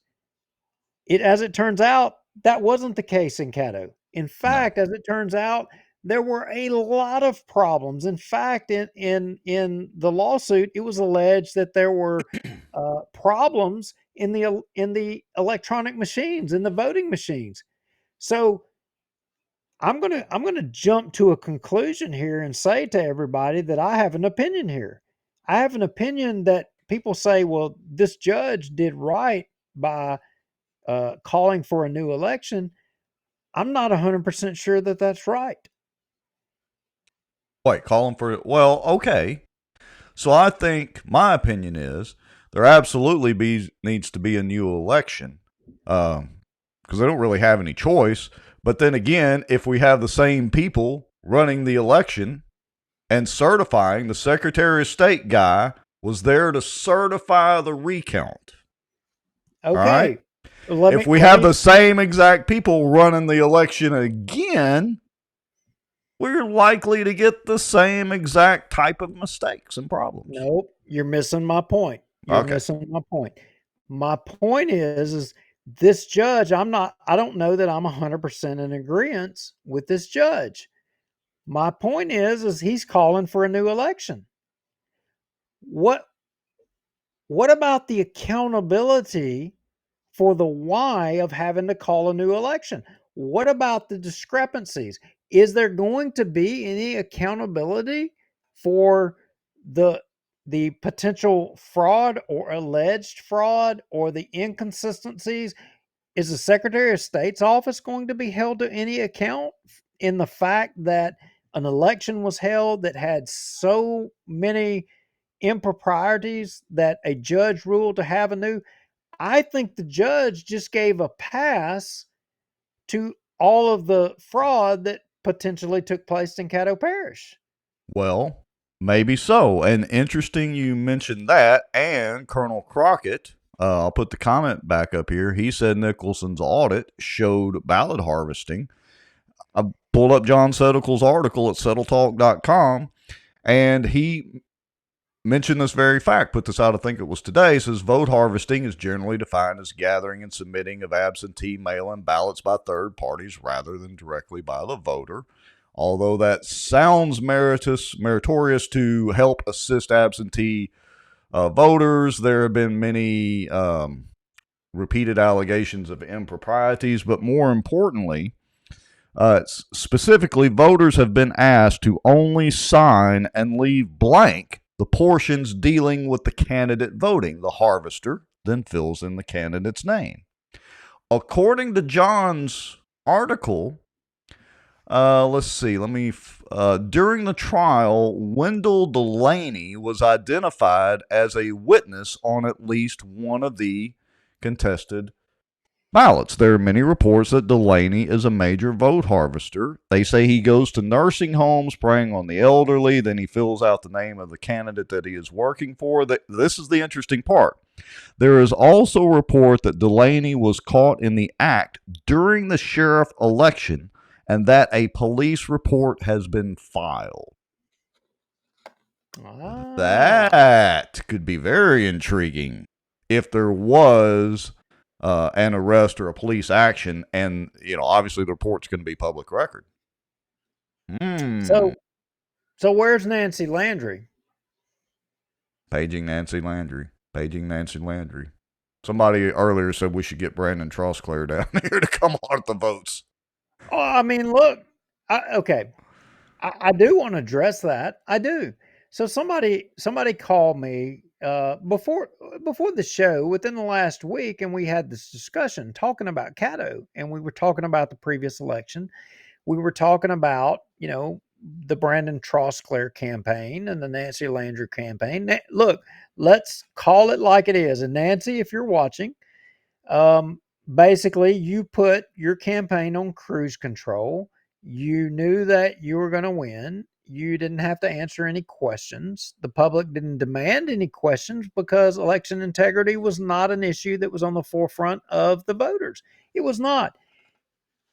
Sadly, and a lot of you watching the show, y'all are content with just, look, you tell me the result and it is what it is. I will lose or I'll win. Either way, I'm good. You just tell me what it is. And you don't care. I'm sorry, but that's the God's honest truth. Nancy Landry was content with allowing it to go that way. Brandon Trosclair stepped up and said, hey, we need to do it a different way. And he didn't contend that one way is foolproof, voting machines foolproof. He didn't allege that paper ballots was foolproof. But there is a difference. And Rex, you can disagree with me, you can challenge me, and I know you will. That's who you are. It's the way we roll. I mean, one way you can go back through and you can say whether the I was dotted and whether the T was crossed and whether it was by a machine or by a human. We can even go back and we can determine whether the paper originated from an American manufacturer, a South American manufacturer, or a Chinese manufacturer. There's one way we can do that. But what we can't do, what you can't do, and what I can't do, and all of you watching the show can't do, you can't say and or determine whether an electrical charge that goes through a circuit that goes in it as a positive, you can't determine if it comes out as a negative or a positive. You can't determine that. You can't. And what it equates to in a vote for Biden or a vote for Trump. You can't do that. But at least on the paper, you can run down all those other traps. Yeah, but you still can't, as long as we have the secret ballot, you still, even in the case of paper, you still can't determine. With the electronic, you can determine that going by the people that signed in, sign the book when you go vote, you can determine that 100 people voted and the machine has 100 votes cast, all right, for various candidates. So you're right, you can't tell electronically, and we can't even tell that the code itself is not manipulated or that it is, because it's closed source proprietary code. It's not open source. But Wait a minute. Wait a minute, Rex. When you say that right there, that flies over 90% of the population. And what he's meaning, and correct me if I'm wrong, Rex, but the reason you can't is because contractually, meaning Dominion will sue you.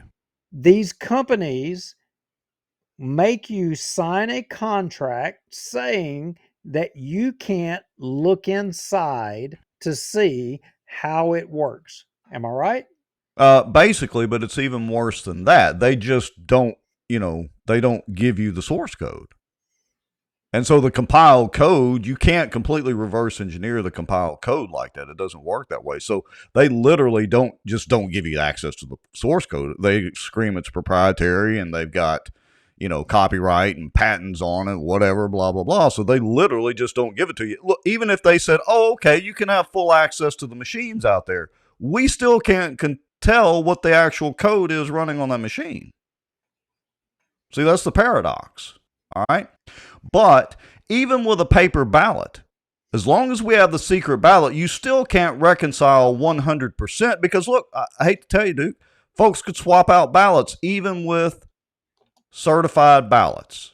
They could still, there would be a way to game the system as long as we still have secret anonymous ballots. And my opinion, I'm not in favor of secret ballots. I understand the original reasoning. I understand the current reasoning, and I understand the reasoning, especially in other countries. But I'm a fan of getting away from the secret ballot.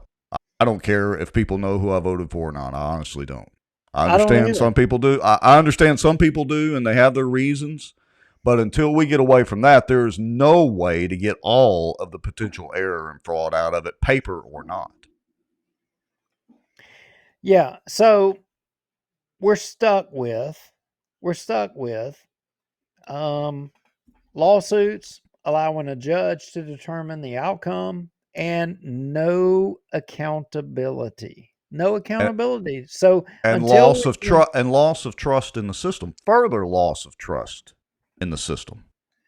Yeah, so I don't know which is going to be harder, getting our public, our people. I see our numbers dropped a little bit, so I must have pissed off enough people.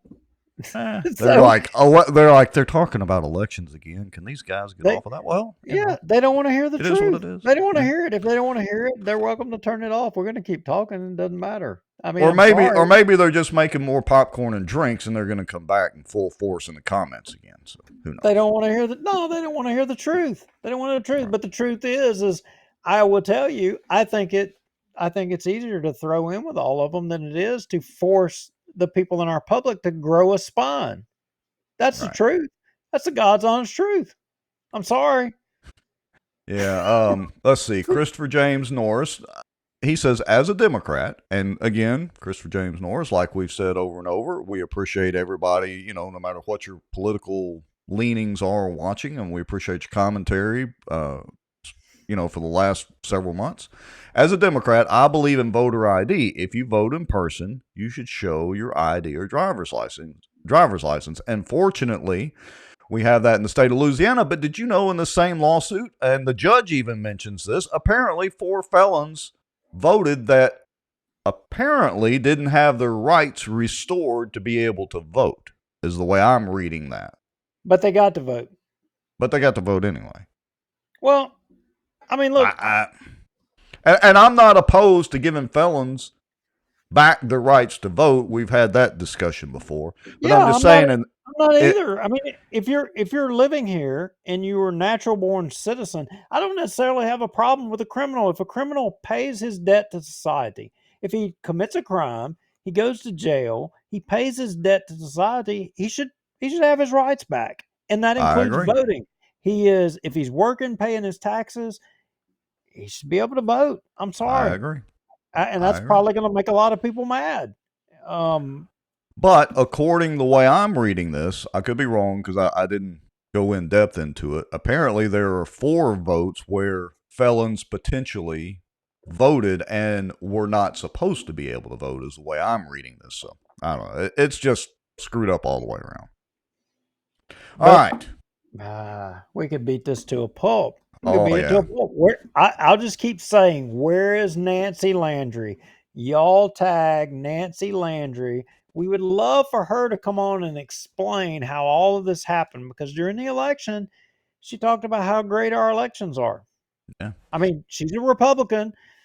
I'm a Republican. I can tell you, and I said it on a previous show. She got, I think, the most votes in Bossier Parish, and she was the least seen in Bossier Parish.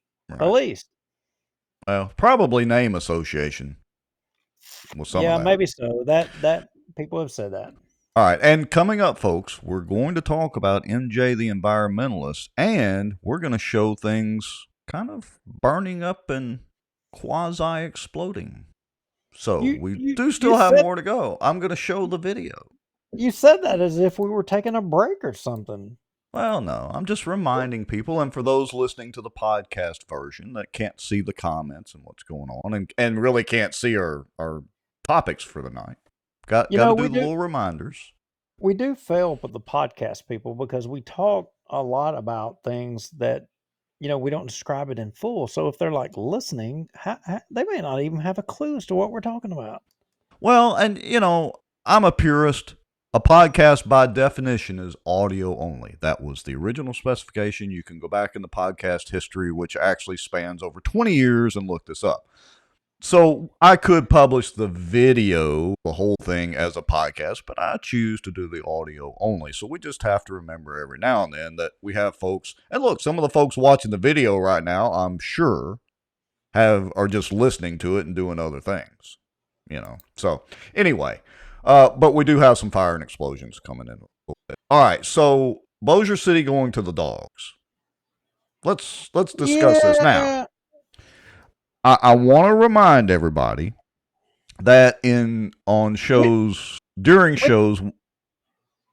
Which dogs are you talking about? Are you talking about the Bulldogs, or are you talking about Red Rover? Red Rover. Why don't you come over, or how does that nursery rhyme thing going? The Red Rover, right down the road, not far from me.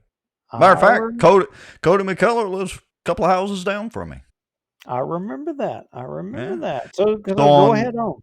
So on shows 117 at about the 49-minute mark, show 118 at about the hour and 22 mark, and show 119 at about the 24-minute mark, we have discussed this Red Rover situation in some sort of during the commentary. So if you want to, you can go back and refer to that. But there is a lawsuit.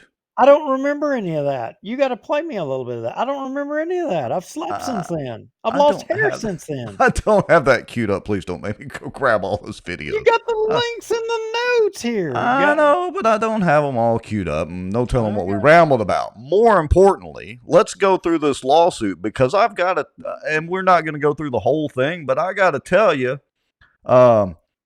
it's pretty enlightening. So let me switch over here. And let's see, our guest is not with us anymore, so we'll turn those off. Okay. And we will post, I don't think I have yet, we will post a copy of this on the Facebook page, but this is Red Rover Group LLC versus the City of Bossier. Stephen, is it Pennell or Pennell? Stephen Pennell? You can call him Pennell. Yeah. Wade Rich, Rodney Taylor, and Charles Jacobs. And they pretty much throw Charles Jacobs completely under the bus and run over him like a dog. And I hate to say that, knowing that he's going through, his illness and all that sort of thing. So I'm not really trying to throw too much shade, but it is what it is. I can tell you something. I mean, in regards to Steve Pennell, look, I can tell you, he is. It's very important to him that your chrome shines, because if your chrome don't shine, you ain't cool. You ain't cool if your chrome don't shine. Those type of guys, huh? Yeah. Anyway, go ahead. And apparently, the city has chosen to, and these folks have chosen to violate the 4th, 5th, and 14th Amendment rights, as well as violations of the Louisiana Constitution and Louisiana tort law. They're just all over the place. So, between picking on folks at the city council meetings, not only that, they've extended their reach to dog kennels. I might have to get you to break them. The city doesn't like dogs. I might have to get you to break them rights down, because you talked about rights I didn't even know I had. Oh, I got to go look them up. It's been a 15, while since I got 15 rights. Holy crap! Oh, yeah. Well, you're supposed to anyway. But anyway, so we're not going to go through the whole lawsuit because it's 22 pages of this. But he accuses them of abusing their positions of power to interfere with Red Rover's boarding, training, and kenneling of man's best friend. Shame on them. The hereinafter named defendants have orchestrated a regime of fear and intimidation through mafioso tactics to stifle a small business's operations. Through an intentional series of actions and inactions, defendants have used and abused their positions of power and influence with Bossier City to unconstitutionally suppress and attack plaintiffs' ongoing business operations. I got to say, knowing what we know about this and what we've talked about before, I'm not just saying it because it's against the city council. I got to agree with him. Now you just read that and said that and described that as if you were like some freaking Hollywood showman reading a script. I got to tell you, it didn't even sound. It didn't even sound like you were serious. It sounded like you were trying to make a joke out of it. Well, the city council is a joke, and as far as I'm concerned. So you're saying that you potentially agree or believe what this lawsuit is alleging? Yes. Let me rephrase that. I believe that the majority of the city council is a joke. Not all of them. And y'all can probably easily figure out who I think is and is not a joke. I don't know that they're a joke, but what I do think, I think that they are retired. I think they retired a long time ago, and they just deferred their votes to David Montgomery and allowed him to run everything. That's what I think happened. Yeah. I don't think they're a joke. I think they just retired. They're retirees. Yeah, it's easy peasy for them. Yeah, so I guess we would be more proper to say Queen David is the joke, but I digress. All right, so this court has jurisdiction over the matter, blah, blah, blah. The venue is proper. It's between Red Rover, which is over here on Stockwell Road, and defendant Steve Pennell, individually and in his official capacity as the Deputy Chief of Operations for the City of Bossier, who apparently lives or has property adjacent or right there close to Red Rover. Okay, I got to stop you right there. All right, go ahead. Like journalistic integrity, I got to stop you and correct that. You said Deputy Chief of Bossier City. There's not a Deputy Chief of Bossier City. There's a CAO. He's a deputy chief of the fire department. And it says deputy. That's what the lawsuit says. I'm just reading it. Show me. I don't see where it says fire department. It says deputy chief of operations. That's what I read. I think I read that correctly. There's no deputy chief of the operations of the city of Bossier. There's a deputy chief. That's it. Dismiss the lawsuit. They're done. Well, that's what I'm saying. Like, look, I got called. I got to tell you the story. And the reason that's important to me, right? I got called to this call one time, baby drowning in a pool behind a house, right? Mm-hmm. So I get to the house, and this person meets me in front of the house, like right out of the gate. And they said, "Oh, my baby is drowning in the pool in the backyard." Front freaking door of the house is locked. Can't go there. They got a wooden freaking fence. So do you think the gate to the backyard is open? Hell no. See, there I did it. Does that make me stupid? I guess I'm Heck, stupid. heck I or had hell. I had to jump the damn fence. So I jumped Mhm. the fence and I go back to the swimming pool in the backyard and it's covered in water hyacinth, covered in green. So I'm like, oh my Uh, gosh, I got to jump into this damn swimming pool looking for this baby, right? And y'all are all like, God, Duke, you're so cold. You're talking about a baby and you're whining about having to jump in a water hyacinth filled hole. No, I'm expressing my afterthoughts of the incident because as it turns out, I'm looking at the pool and I'm about to jump in. I'm fixing to save the life of this baby, and I see the top of the water hyacinth break just a little bit. And it's probably within a foot of the edge of the pool. And I'm like, oh crap. I didn't hesitate. I reached in to grab the baby, and as it turns out, it was a weenie dog. I threw it up on the bank. I threw it up on the bank. The weenie dog catches its breath. I'm all deflated from the adrenaline rush that I had. I'm all pumped up, right? And I start to walk off. The weenie dog catches its breath. You know what it does? Did he jump back It in? turns No, it turns around and bites me on the damn ankle. Drew blood. That's And hilarious.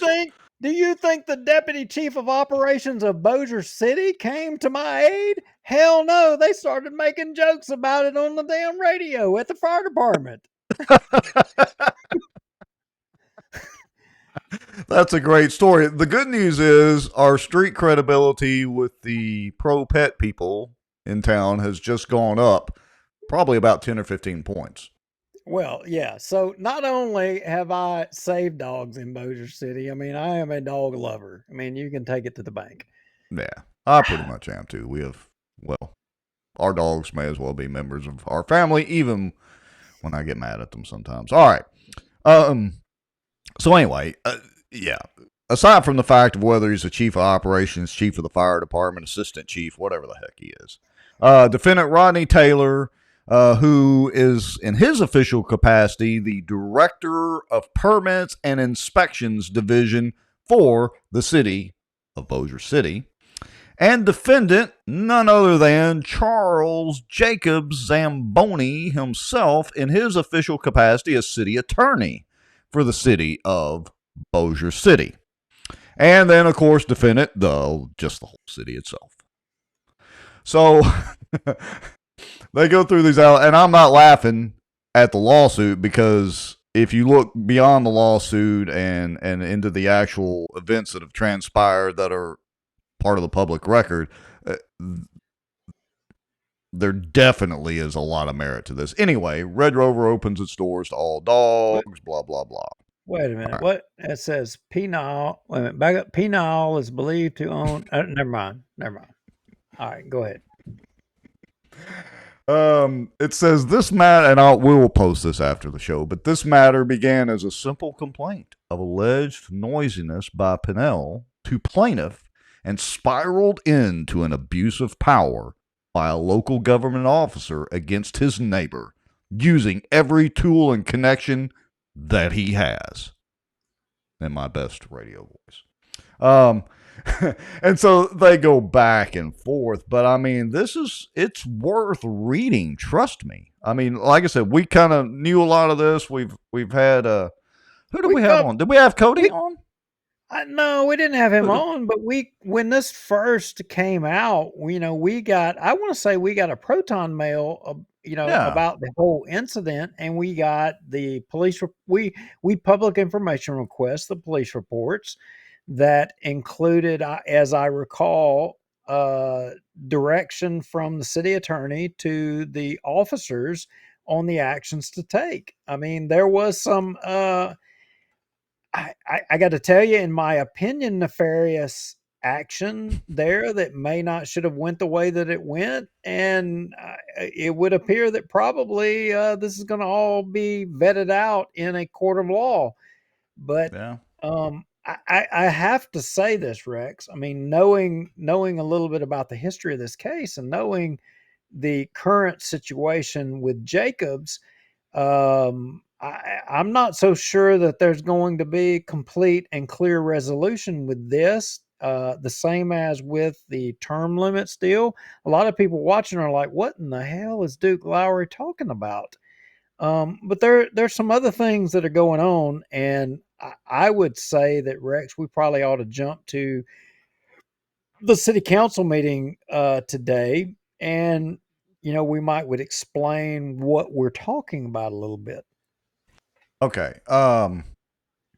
So yeah, we'll pause here, and again, we'll post this on the Facebook page, and I'll probably stick it on the YouTube. I think I can do that too. Anyway, and so that y'all can go through and read this. But yeah, we're going to switch gears for a second because Duke, I think you're right. We need to give a little context to what you mean by that because Jacobs is named in the lawsuit. So let me switch over. I assume we want to go to replay, correct? Yeah, correct. All right, so let me get that queued up here. I should have been a little better prepared, but Oh, that's quite all right. So the council meeting in today basically was it was non-eventful. There wasn't a ton went on. There were a few significant things, but right out of the gate, the very first thing that jumps out is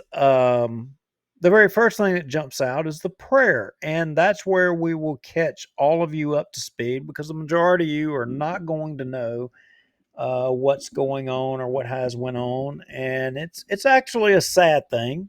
Right. Don't wish this on anybody, and I think it is important that the context is understood. And I will tell you, sometimes you find yourself. We have people that we are our adversaries, and we are on the opposite side of as we strive to secure the things that we believe in and move the needle in the direction that we believe. And then one day you could find out, that fight is not important anymore. And then you got another fight. Right.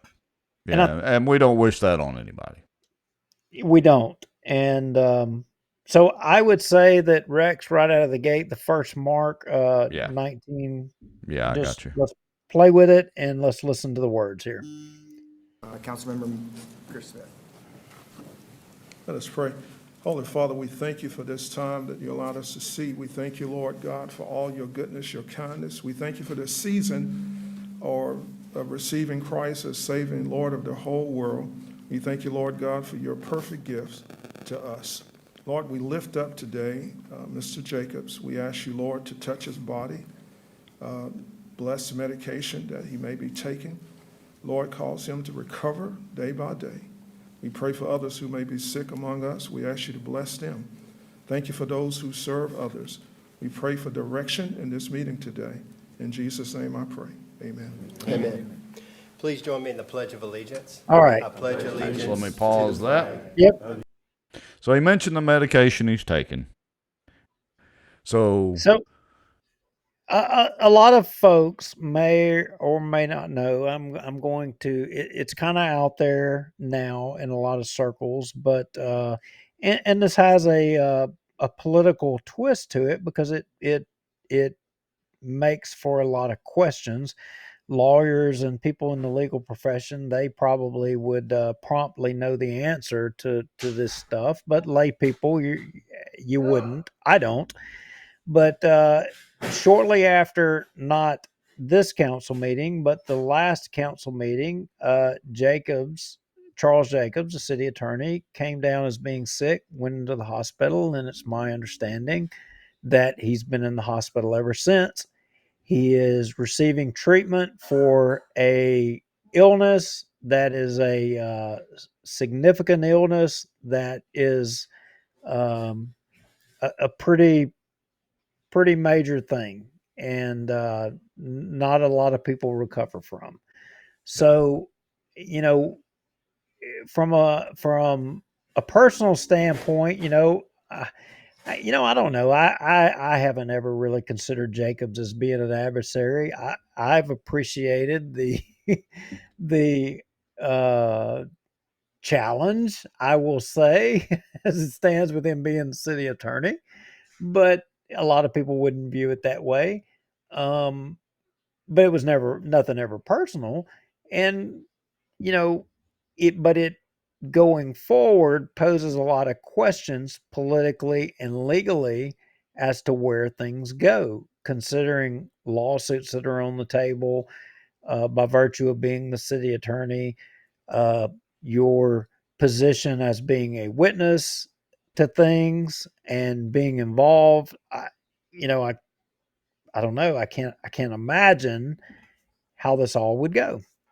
Yeah, all that sort of thing is in limbo, but like you said earlier, as far as I'm sure he's and his family are concerned, that is the least of their worries now. And, so, it's kind of cliche. Everybody says thoughts and prayers out to the family, but literally, with these types of things, that's pretty much all you can do. Just remember to keep his family in your thoughts and prayers as they go through this. And, we wish him the best and the best outcome. Yeah, no doubt about it. No doubt about it. So, moving on with the council meeting at the 1750 mark, I think the council members, decided that they were going to go ahead and move forward with the charter commission, which I'm just going to say, in my humble opinion, is nothing more than their reaction to the citizens of Bossier deciding to take matters into their own hand and affect change in Bossier City. So then, after 20 years of doing nothing, they decided that, oh, hey, we got to do something. Let's call a charter commission.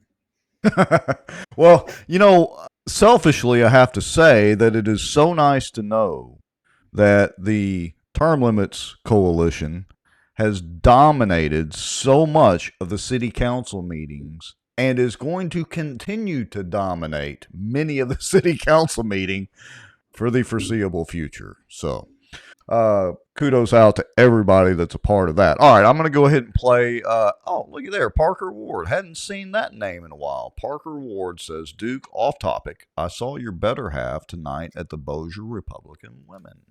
Now, I will point out, and I don't know if my camera will zoom this in, Rex, but you may pull my camera up. Yeah, let me switch screens here, and that'll make it a little bigger. Go ahead. Now, I'm trying to determine the significance of this Christmas ornament. Now, I don't think this arrived by way of Jeff Landry, because he's not the governor, and I don't think this came by way of our Speaker of the House. Either way, it's a pretty cool Christmas ornament. Dodie Horton brought it to the Republican Women of Bossier and gave it out to all the attendees, and it says 26th edition Capitol Ornament 2023. I don't know. Cool. Very cool. Yeah, very cool. Okay. So, and when you get done, fix your camera again, because that popped it out of focus. But that showed up pretty good. Let's see. I would also like to point out, Val Baker says, sounds like pancreatic cancer. My husband passed away from that, sending prayers for his family. Sorry to hear about that, Val. So, all right. Well, your better half says it was a door prize. Oh, how about that? Well, I'm reading the back of the little card in it, and it says, well, I'm going to jump down to the point that says, and this is weird, Lowry, 1877 to 1963, was born in Germany but resided in New York. He was one of several sculptors who worked on the Louisiana State Capitol in 1931. His work also adorns the Nebraska State Capitol, several sections of the Rockefeller Center, including the huge Atlas sculpture on the plaza, and numerous buildings in Philadelphia and other cities. Huh. Interesting. Colonel Crockett said it's like the Ark of the Covenant, only backwards. Oh, he's been watching too much of Harrison Ford and Indiana Jones and the Temple of Doom. Yeah, there we go. All right, where were we? I have no idea. We were at the city council meeting. All right, so let's jump back to it. hit that button. All right. So we're at the Charter Review Commission point at the 1750 mark. So I'm going to go ahead and hit play. Adopt an ordinance to establish a Citizens Charter Review Commission for the purpose of revising Bossier City's Home Rule Charter. Final reading. So moved. Second. First by Councilman Darby, second by Councilman Montgomery. Has there been any discussion on the Charter Commission? Only from Colonel Crockett here at the 1822 mark. He lights them up with some facts. Yeah, but I meant among the city councilmen. I'm trying to remember at the first reading. Well, no. Was there any real discussion? Well, no, not publicly. They don't do that publicly. You know, they do Oh, that. that's those meetings before the meetings that really don't have meetings except when they get recorded, and then they claim it's only half the people. That's right. If y'all want to know about all of that, you got to go to Little Italiano. You got to ask for David Montgomery's table, and you've got to ask for his seat. If you sit in his seat, you can feel the power. That's I mean, you know.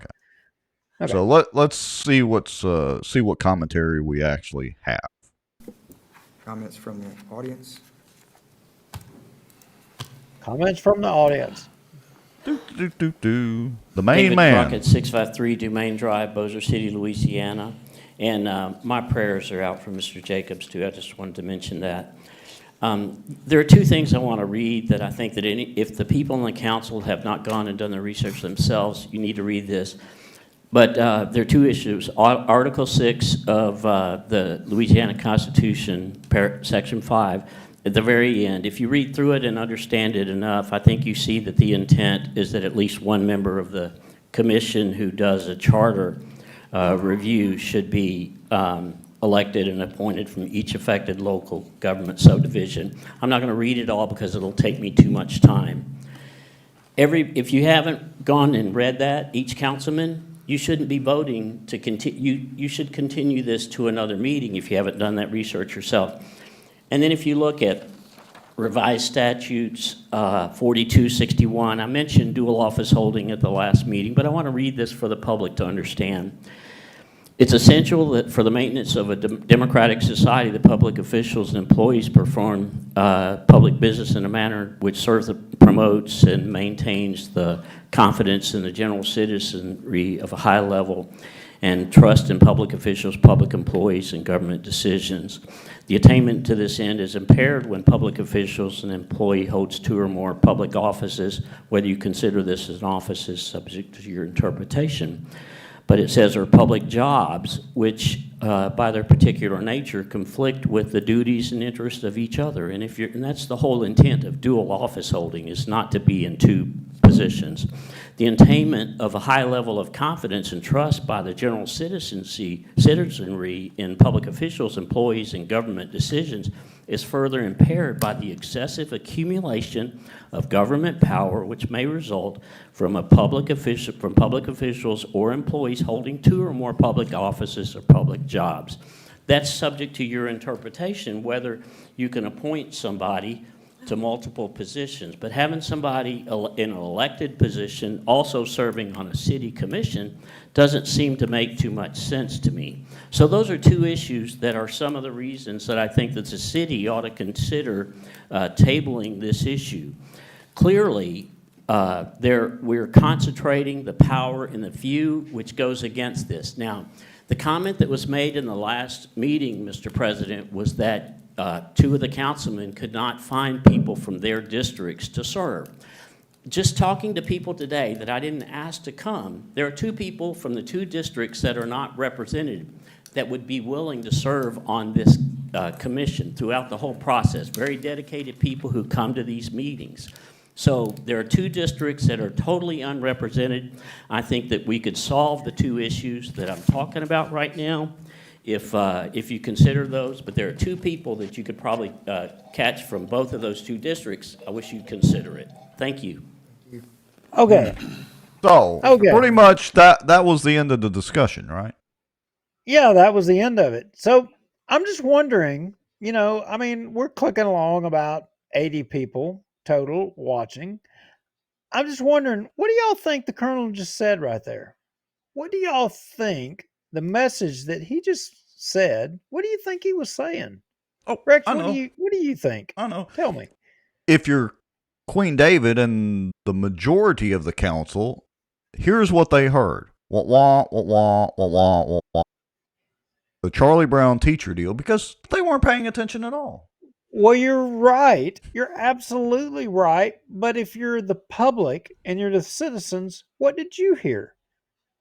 Well, basically that the city has claimed, or some of the council members have claimed that they can't get any participation, and he is literally saying, well, that's not true. That's a lie, kind of like they lied on their response to the lawsuit deal. I'm not sure I agree. Oh, okay. Well, tell me where I'm wrong.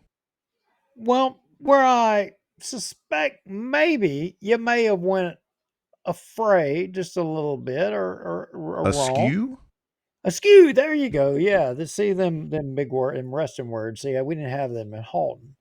We had cuss words in Halton. But anyway, the thing is what I think the colonel was trying to say is that you know what?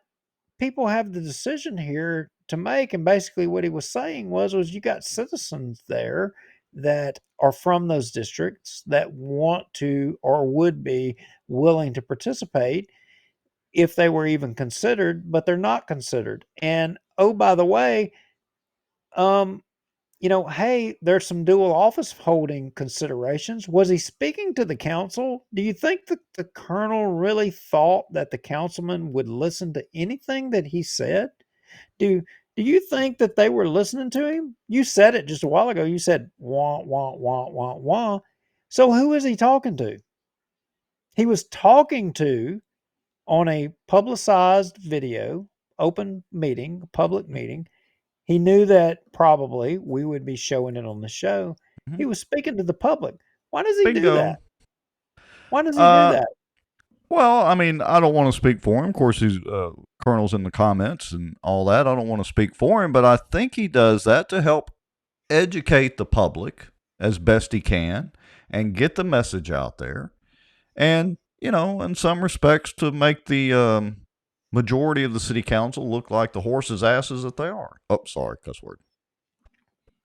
Yeah, but what I think he's saying is that the public, hey, right here in bold print, dual office holding, here's the law.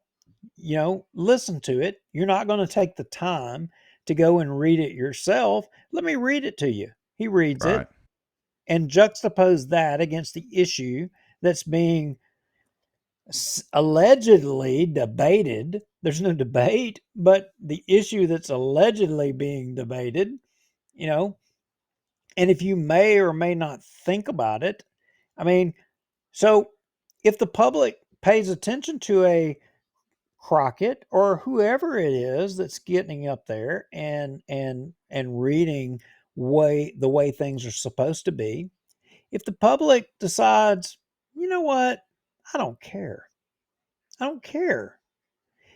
I'm wondering what form of government is the public saying that they're okay with when they say, I don't care, just let some anointed people make all the decisions and we the public don't have any input. What form of government is that you allow government to make all the decisions without you having any input, oversight, and that you don't care anymore? You would just take their direction. What form of government is that? We need to go buy a few cases of tea and reimburse the Queen. No, the Queen's dead. Reimburse the King of England for the tea that they dumped into the Boston Harbor, and let's just go back to the theocracy. Is that right? Theocracy. Yeah. I think that's where we're at because not enough people. I would contend, and to the people that are stepping up to the plate, and there's more people getting involved, and we obviously have our work cut out for us. But there's more and more people every day that are waking up, but there's still not enough. Not enough at all. And I think that's what David Crockett is speaking to. Yeah, I can't argue with that. And I said theocracy, but that's dealing with priests who rule, so we really wouldn't be going back to a theocracy, a monarchy. Couldn't think of the right word this evening. Yeah, I think it is what he's speaking to because, I mean, he said in the comments just now, put it up on the screen, I'll do it again. He said the people, this is Colonel Crockett says, the people were my target because the city won't listen. The city councilmen won't listen, the majority of them anyway. We know there are a couple that listen. And, you know, it's a shame that they're doing something like a charter commission without much real public discussion. No, there's not much discussion. In fact, somebody in our comments earlier made, in fact, it was our Shreveport guy, Norris. He said, talking about the city, the Bossier City, they don't discuss agenda items. They just up and vote on them. That's been the Bossier way. Yeah. Where is the debate? How do they come to the conclusion on issues like if you're going to spend? I think in this meeting they spent $1 million or either $500,000 in bond money. There was no discussion on it. They just all voted yes to do it. How did they come to the conclusion whether it was a good expenditure or not? When did they come to the conclusion? Did y'all see it? If any of y'all saw it, please elaborate. I want to know because I didn't see it. I got to point out, though, that our good friend David Jones, former city councilman, says lazy voters look at the consistently low turnout. Nobody wants to be troubled in decisions in a representative democracy. He's got a point. You can't just blame it all on the city council because we, and I'm putting quotes around the we keep sending the same morons back to the city council. Well, is it we and the people watching this show? I don't think it is. I put air quotes around it. Yeah. So, you know, when we talk the way I don't think that I think the people that watch our show, I think y'all are active. I think that you are politically active. I think you care. I think you're wanting to learn more. I think that's why you pay attention to this. But the reality, and we discussed this in a previous show, we are a minority. There's not enough of us. There's not enough of us to move the needle. There has to be more of us. And for there to be more of us and for us to make a change, all of us, have to recruit more people. We have to get more people engaged. Well, look at it this way, and we've discussed it before. And look, you know, as well as I do, we don't do the show just for the numbers. I mean, we'd still be doing this if we still had a dozen or 2 dozen people watching. But we have about 6,000 followers on Facebook alone. Now, that doesn't mean we always have 6,000 people watching, obviously, or some of the videos get more than others. But the point of that is, let's assume, which is a dangerous word, that all 6,000 people following Bossier Watch watched our show all the time. That's still not enough people to make a difference. And we appreciate everybody that watches and all the commentary. But the point is, we're still not affecting enough change. We got to figure out how to up the game here. Yeah, and the only way that the game can be upped is that as we are all discussing these issues, we're talking about them, and we're not telling you that everything is one way or the other. We're not telling you that we're absolutely right. We say all the time, we're amateur journalists. We are. But we're presenting issues. We're presenting the substance of the issues that are coming along. You're listening to it. You're forming an opinion. And then the next question is are you sharing that opinion that you formed based on the information you've received? Are you sharing it? Or are you just soaking it in yourself and it doesn't go anywhere from there?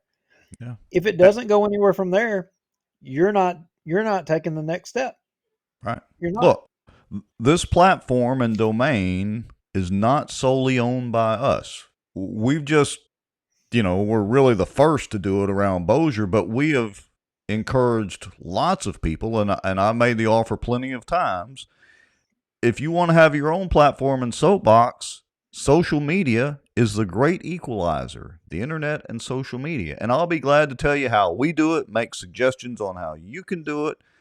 Anybody that wants to get on the platform and soapbox, do it. We've Get the helped, word out. we've helped all the other people. You know, Right. the sidewalk guys, Sobo. Yeah. We've helped them, and we'll continue to help them and promote them. We encourage you to go there to get information there. They get information we don't get. The end of the day, the total idea is for everybody to be informed and to be able to spread the message. And the more informed everyone is, the better we can affect change. That is true. Colonel Crockett says 8,000 voters for the mayor's race. You reach a lot after the live show. We should all share on our neighborhood Facebook. Yes, it is a group effort. Absolutely. So, all right. Wrapping this show up, I think we ought to give MJ Walk on Water a little bit of an environmental advertisement. Well, I don't know how much of a advertisement it'll be, but let me set the context of this. So, and I've got a ton of notes. We are not going through all those notes. I disagree. Oh, do you? Shall we make him an ad? Want me to put together a video ad? No, I said at the beginning of the show that me and you were going to disagree, so I'm just telling you I disagree. Oh, okay. Well, it's not unusual. All right. So, you know what? I think before I do this, I'm just going to roll that video that I wanted to show. It's about 2 minutes long. This is in District 4. What is important about District 4? Whose district would that be? You're talking state representative district? House rep. You mean congressional? Congressional. You know, it's like cussing. You know, you're uneducated if you can't get the terminology right and you use that slang. Okay. But you're from Ruston, so okay. We just have guys like Rob Shadowin. Anyway, that's a whole other story. It would be Mike Johnson's district, his current district, as Speaker of the House. Walk on water. Yeah. All right. So, folks, bear with me. I didn't create this whole video, but I supplied all the aerial drone clips that you'll see. I supplied to the producer, and we'll talk about that in a second. Here we go. Okay. Washington Post and The Guardian. Are y'all listening? Hello. Yeah. Ding, ding, ding. And we'll explain why we're showing this. All right, here we go.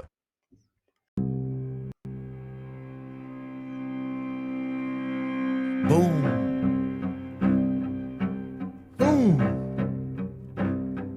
It sounds like a real bomb. Boom, boom, boom. Like it's right there. And we be seeing black smoke. We know one thing, that's Clean Harbor. No one has control over what goes in that air. It's scary, it's scary. You want to breathe and you can't breathe. If you're out there, you can feel it come on your arms. I had these drops to fall on my neck. It looks like oil. First it was itching, and then it turned to a sore, and I had the sores all over my body. They are the only commercial facility in the United States that open burns and open detonates. Very toxic, hazardous waste. They are polluting the waters, they're polluting the land, they're polluting the crops. I was here before they was, so why did I have to move away from my home because of them? Who decides who gets sick? Who decides who lives and who dies? They slowly killing them, slowly but sure, and we allowing it to happen.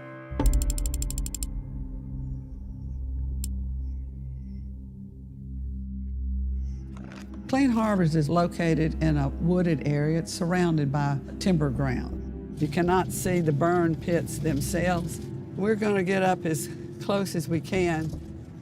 Usually the detonations start about 8 o'clock. Can you hear it? You see two plumes coming up? They're black plumes on the horizon over there. This one sounds like it's almost like fireworks going. I'm Brenda Valley. I live in Colfax, Louisiana, and we're working against open air burning and detonation to stop at Clean Harbors facility. Clean Harbors Colfax is an open burn, open detonation facility which handles the destruction of explosives and ignitable waste that is too dangerous to be put in the landfills. I'm going to stop it right there. So if you want to see the rest of that, you can just Google, go to YouTube and Google Vice Media open pit burning. Now, it is Vice Media. In and of itself, Vice can be pretty controversial sometimes, and they tend to be, fairly left-leaning. So I'm no tree hugger. Why would I help them out? So you're telling me, I already know the answer to this, but okay, I'm playing along here. This is show acting for Bossier Watch, guys. So you're telling me that you are helping a left-leaning group? Yes, I am. Because we have common ground. Miss Brenda Valley, the lady that was walking through the pasture there, I've been down to her house, conversed with her many times. I met all of those people in that video and conversed with them myself, interviewed them myself.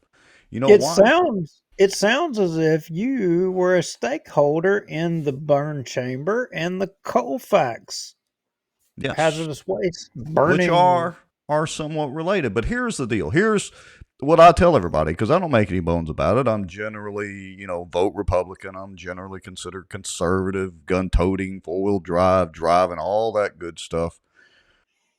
You and I can't legally go out in our yards and burn a car tire. We can't legally burn a plastic bag anywhere in the state of Louisiana. I know people burn their trash. It's illegal. By the DEQ regulations and laws, it is illegal to do. You can't burn anything except for wood products. But that company is allowed to literally, they just light it on fire. That was my drone footage. I have physically seen all of this, including pulling up to the church that I used as my launch site for my drone. And the smoke is so thick, it looks like fog around this church. So smoke from hazardous material. Yes, Yeah, absolutely, okay. So 100%. where again is that? Colfax. It's down there Colfax. around Natchitoches, yeah. Okay. Natchitoches So area. if only we had some kind of contained system to be able to burn or detonate or dispose of that type of stuff, right? Well, and let me stay on my soapbox for a minute. It is the only commercial open burn facility in the United States, other than outside of the military. The only commercial open burn facility outside of the military. I got you, but I digress. If only there was some kind of contained, safe, secure method to dispose of things like that, right? Well, true. And that's the whole, we don't want to go too far down this rabbit hole because we could be here till in the morning, I'm sure. But we had the burn chamber out at Camp Minden. And the reason that the burn chamber was out at Camp Minden was to get rid of the M6 propellant that Explo Company, I got to always say the company names right, that Explo had literally they were in crates and boxes, millions of pounds sitting out there. And this stuff spontaneously combusts, by the way, and it exploded. Okay. So I think this is the point where we have to set the debate and we have to agree to the things that we agree on. And I agree with what you just said, that M6 propellant spontaneously combusts, obviously a health hazard. And if it all did suddenly spontaneously combust, it might had the potential to make Shreveport and Bossier just a spot on the map. I mean, yes. One magazine, which is really, it sounds like not a magazine that we would use in a weapon. The magazines are the containers out at Camp Minden that they used to use to store this. One of the containers ignited, and it literally showed up on radar and broke windows 4 and 5 miles away and all that good stuff. So dangerous stuff. Now, let's fast forward. Yeah, let's fast forward.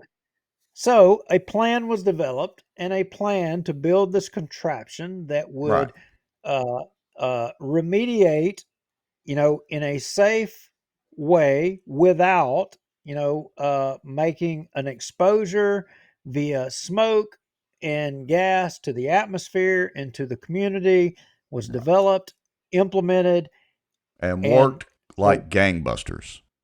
we agree, we both Yes. agree, it worked perfectly. It did Yes. what it was meant to do.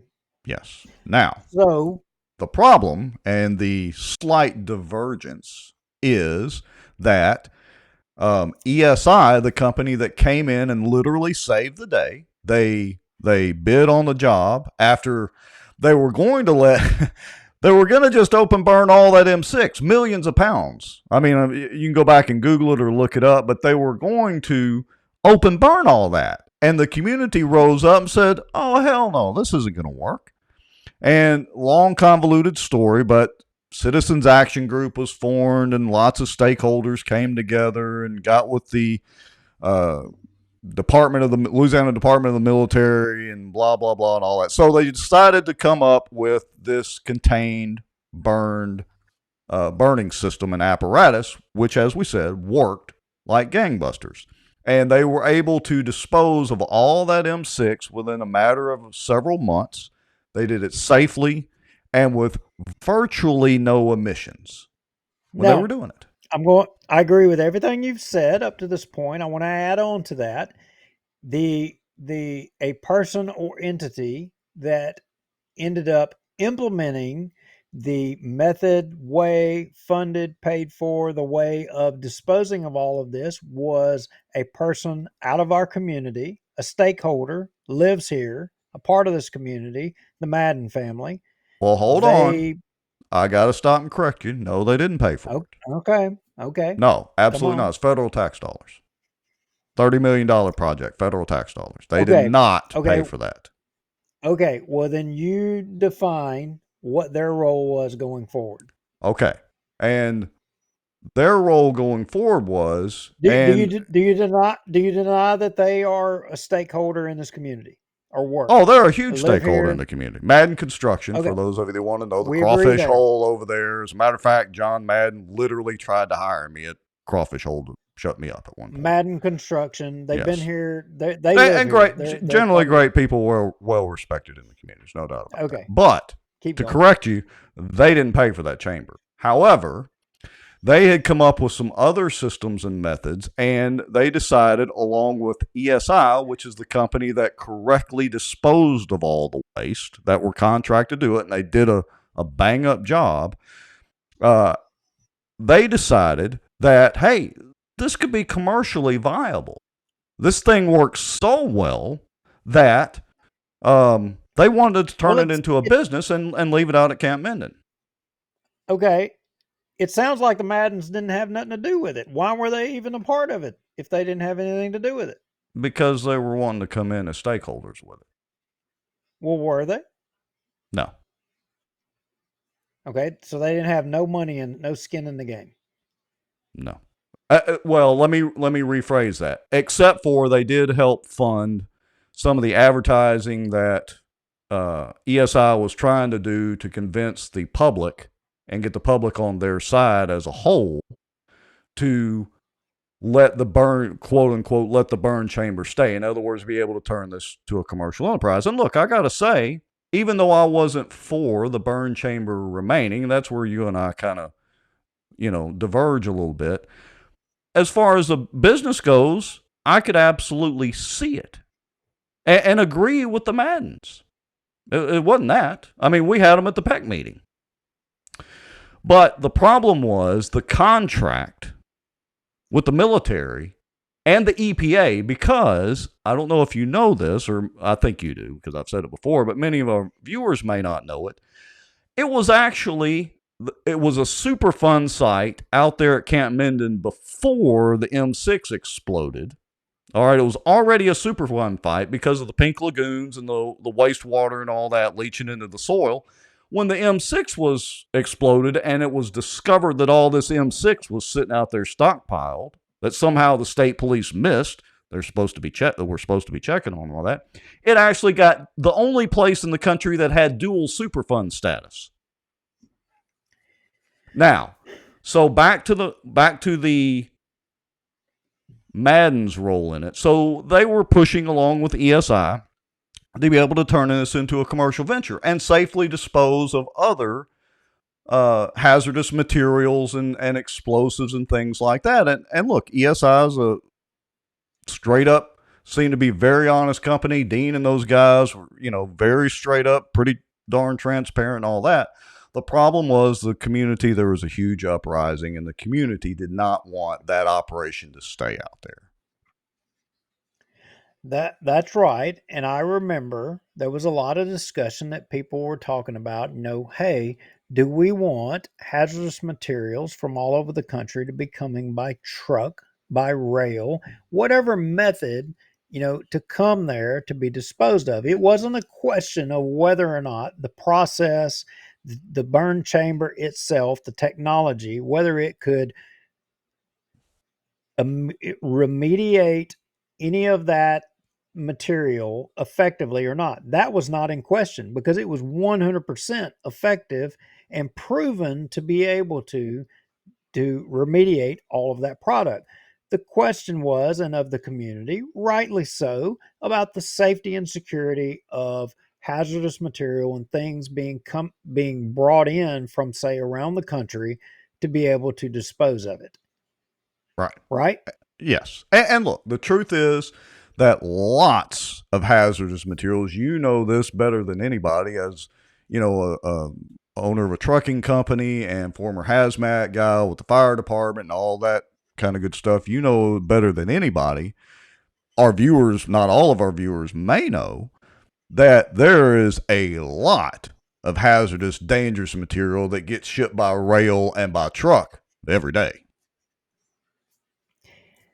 Yeah, I was going to give an example of when the next time you're sitting by a train and it comes by and you look at that one particular rail car that comes by with that one particular stripe on it and note that one eye droplet of that material is what would be used in the gas chamber to put you to death if you were convicted of murder and sentenced to be put to death.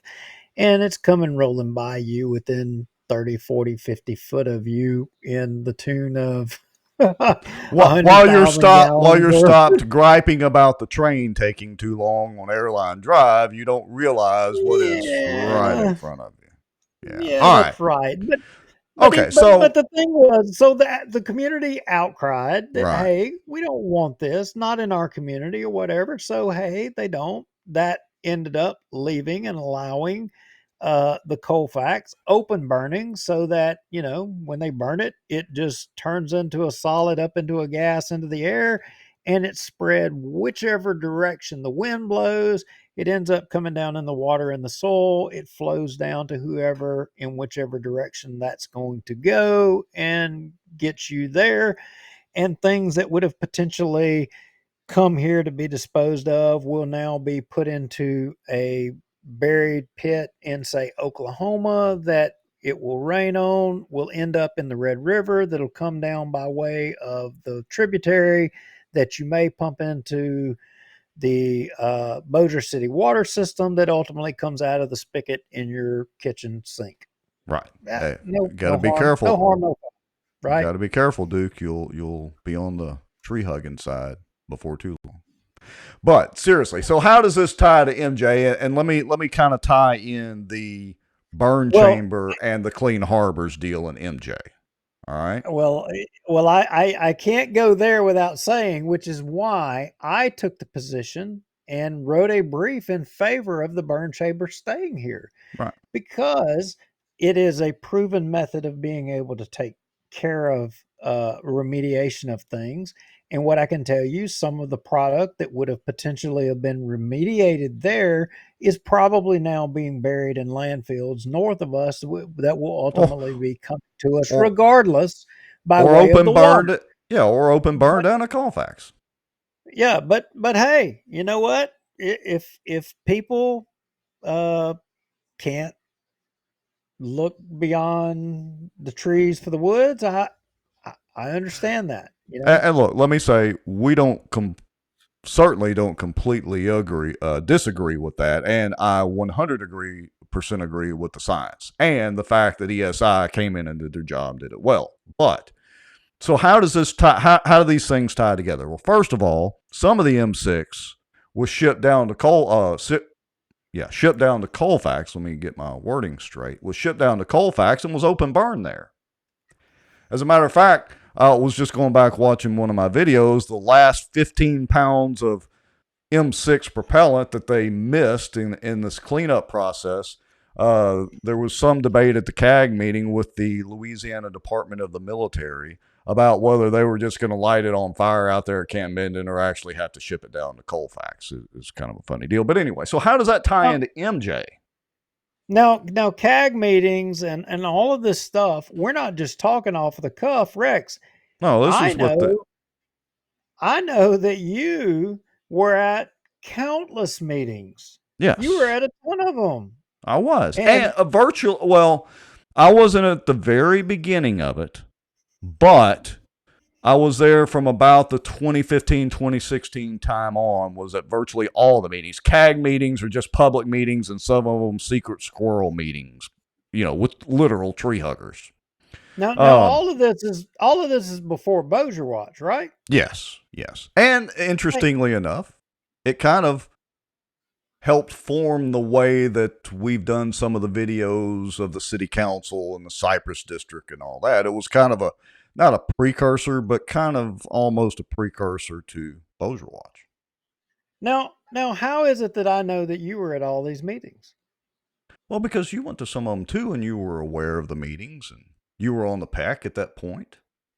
That's right, because, and that's the point, is we were in the mix on all of this stuff. Oh, yeah. So right in the middle of it. So how does it, again, go back to MJ?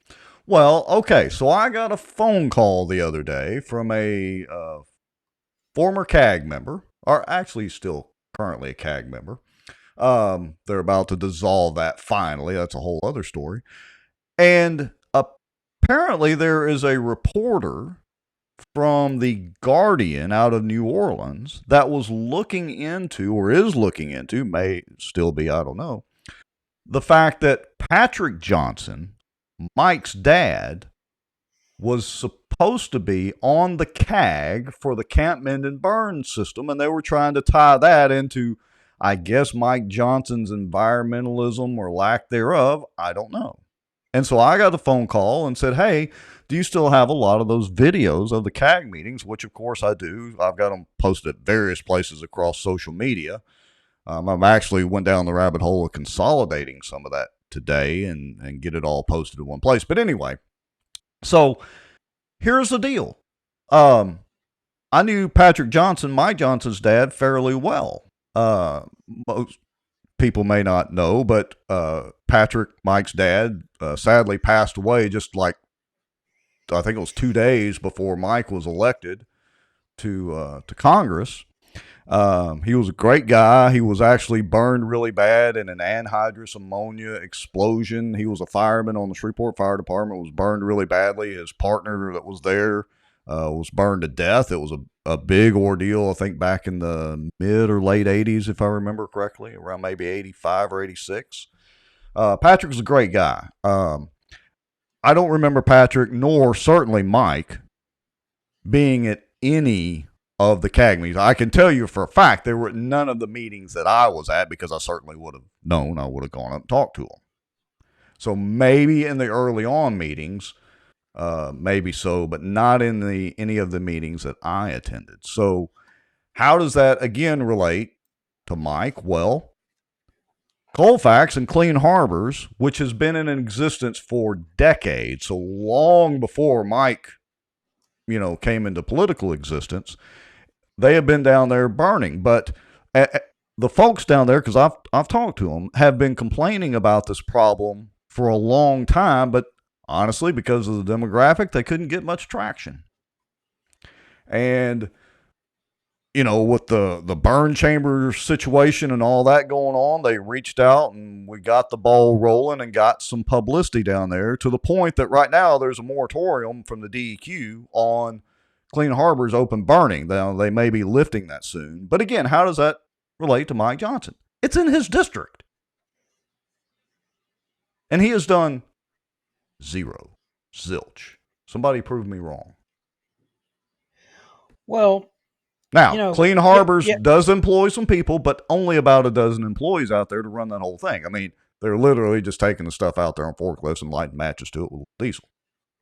Well, it begs the question, where was Mike when all of it was going down? Because it's alleged that he may have been somewhere, one way or the other, on the issue during the burn chamber debate. But what I can tell you is I have no recollection of MJ being anywhere on the issue. Yeah, I don't remember it either. And to be fair, the burn chamber, most people don't realize, was actually in Bossier Parish. The much of Camp Minden is in Webster. I didn't even realize that because I argued with you that no, that's Webster. Look, you can drive. You know where the new Houghton High School is, right? Right there on the. I graduated from it. I ought to know. Well, the new high school. Is it new? Yeah, no, the new high school. Yeah, the one that they built a couple of. Huh? It's the same campus. No, it's the new high school that they built that's close to the interstate. It's close to I-20. They built it about 6 or 7 years ago or whenever it was. The new high school? Houghton High School is still on East McKinley. The new school that they built, I'm pretty sure it's the high school. Anyway, all right, look, you get off the Houghton exit and you know where the Love's store is, you turn left at Love's. The high school's down there on the left. All right. Is it middle school? Maybe it's the middle school. Okay. I'm sorry. I thought it was high school. Maybe it's the middle school. Anyway. Yeah, it's on East McKinley. Same as it's always been. Okay. If they move the damn high school, we're fixing to really have. Bossier City ain't got problems compared to what Houghton's fixing to have. Excuse me. I'm from Ruston, the middle school. All right. Anyway, where the new middle school is, I've literally taken my drone from the middle school and flown it to the burn chamber. I forget what the name of that road is right there, but if you go down there at T's, you got to turn right or left. At that T, if you just drive across the street and pull off in the ditch right there, the burn chamber is about a mile right through there, right through the trees. You just go up through the trees and pew. Wait a minute, you talking about Lincoln Street? Whatever the name of that street is. Yeah, you take a right. You go down the backside of Houghton High School. Okay, the middle school. Dude, good grief. Oh my gosh. It's getting late. I know where you're talking about. All right. Anyway, it's right there by that. So the point is, it's in Bossier Parish. Just across the bayou. Just across the bayou over there. Okay. Yeah. Yes. So the point is, it's in Bossier Parish. It's actually Doty's district. So to be fair, it wasn't Mike's district even when he was a state rep. But it's absolutely Colfax is his district. And arguably, Mike should have been involved in the whole burn chamber situation one way or the other. I mean, Gaddy was there. I mean, Gaddy was a big part of it. So the point being is that the media is bucking around trying to make a story. The national media is bucking around trying to make a story about whether or not Mike has an issue with environmental issues or not. Correct? Correct. And they're a little late to the game. I would contend that, I have no recollection of Mike being involved. You have no recollection of Mike being involved. None of the documentation or anything that we have shows that Mike had any involvement whatsoever, which begs the question, why? Right?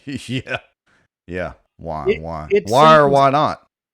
It seems odd that Mike would not have had any position whatsoever regarding the burn chamber or regarding, Camp Minden. Right. So I haven't been in touch with the reporter. Nobody's reached out to me yet or anything like that, but I just wanted to bring that up because it was a phone call that I got out of the blue. Of course, now that Mike's Speaker of the House, he's under increased scrutiny. As a matter of fact, correct me if I'm wrong, but it's a well-known fact that reporters have been calling lots of people. That is absolutely 100% correct. In fact, I will acknowledge that I have had a reporter from one of the national media outlets contact me, and they essentially already knew the story and were wanting confirmation of historical events, things. They are actively rooting around all over Bossier, Northwest Louisiana for information and stuff in regards to Mike Johnson. So that's the reason, for this whole discussion over Colfax and over, the burn chambers. Not to rehash that. Let me switch back to that screen, and I've got it pulled up on the map. I'll show you. So it is Houghton Middle School. Forgive me for saying high school. It's getting late, but anyway, there's Houghton Middle School right there. There's Sonic and Love's truck stop over there. And so if you go right down, it's 3237, right there where that T is. Basically, the burn chamber was sitting, I think it was right over in this area. Of course, it's not there anymore, but I've got drone video and pictures of it because a lot of people hadn't actually seen it. So I flew my drone over there one day. Unrelated question. The relation to where the burn chamber was and the M6 propellant, what was the distance from where the chamber was and where they were? I can't remember off the top of my head, but actually it was a mile or two that they had to transport the M6 from what they call magazines over to the burn chamber. So they had to take it down the road and do all that. And stuff is apparently, once it gets old and has been out in the environment, pretty relatively volatile. So that in itself was kind of an ordeal. And they had, what was it? 13 million pounds? I mean, it was a lot. Yeah, something to that tune. So, Anyway. To our knowledge, Mike Johnson, regardless of what comes out in the national media, we don't know of any involvement, which seems interesting, in anything pertaining to the burn chamber. Seems odd that he wouldn't have. Yeah, it is what it is. And it's funny because I realized between that content and all the fishing stuff that I do, the Cypress District stuff, all the shows that we've done on Bossier Watch and videos and all that, I've got a lot of blasted content. A lot. And it's hard enough to organize it and try to keep track.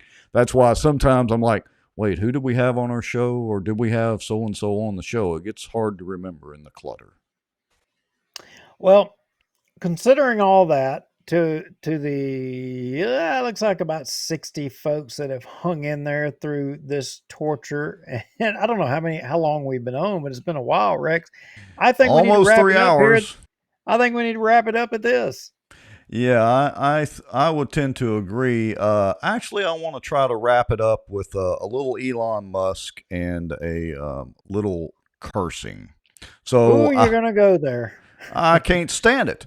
All right, so let me preface this video. This is actually from Russell Brand's page, and I know he's been in some controversy himself, but it's only because he's sharing an internet meme and rendition of the infamous Elon Musk video. If you haven't seen it, aside from the F-bombs, it's worth watching. So, full disclosure, you're fixing to hear a couple of F-bombs. We're wrapping up the show anyway. We appreciate all of you watching and all of you commenting and all of you sending emails and proton mails and all that. So anything else to say, and we'll wrap it up with this. Let's wrap it up with this. All right, here we go. Elon Musk to have free speech and stand up against the system, but it helps. Go fuck yourself. There's a public perception that that was part of a apology tour. There was advertisers leaving. We talked to Bob Iger today. I hope they stop. You don't want them to advertise? No. If somebody's going to try to blackmail me with advertising, blackmail me with money, go fuck yourself. Freedom freedom! Oh my God, we could be free! All right, folks, fair warning. We're out of here. It's nearly 10 o'clock. Have a good night. All right, you too.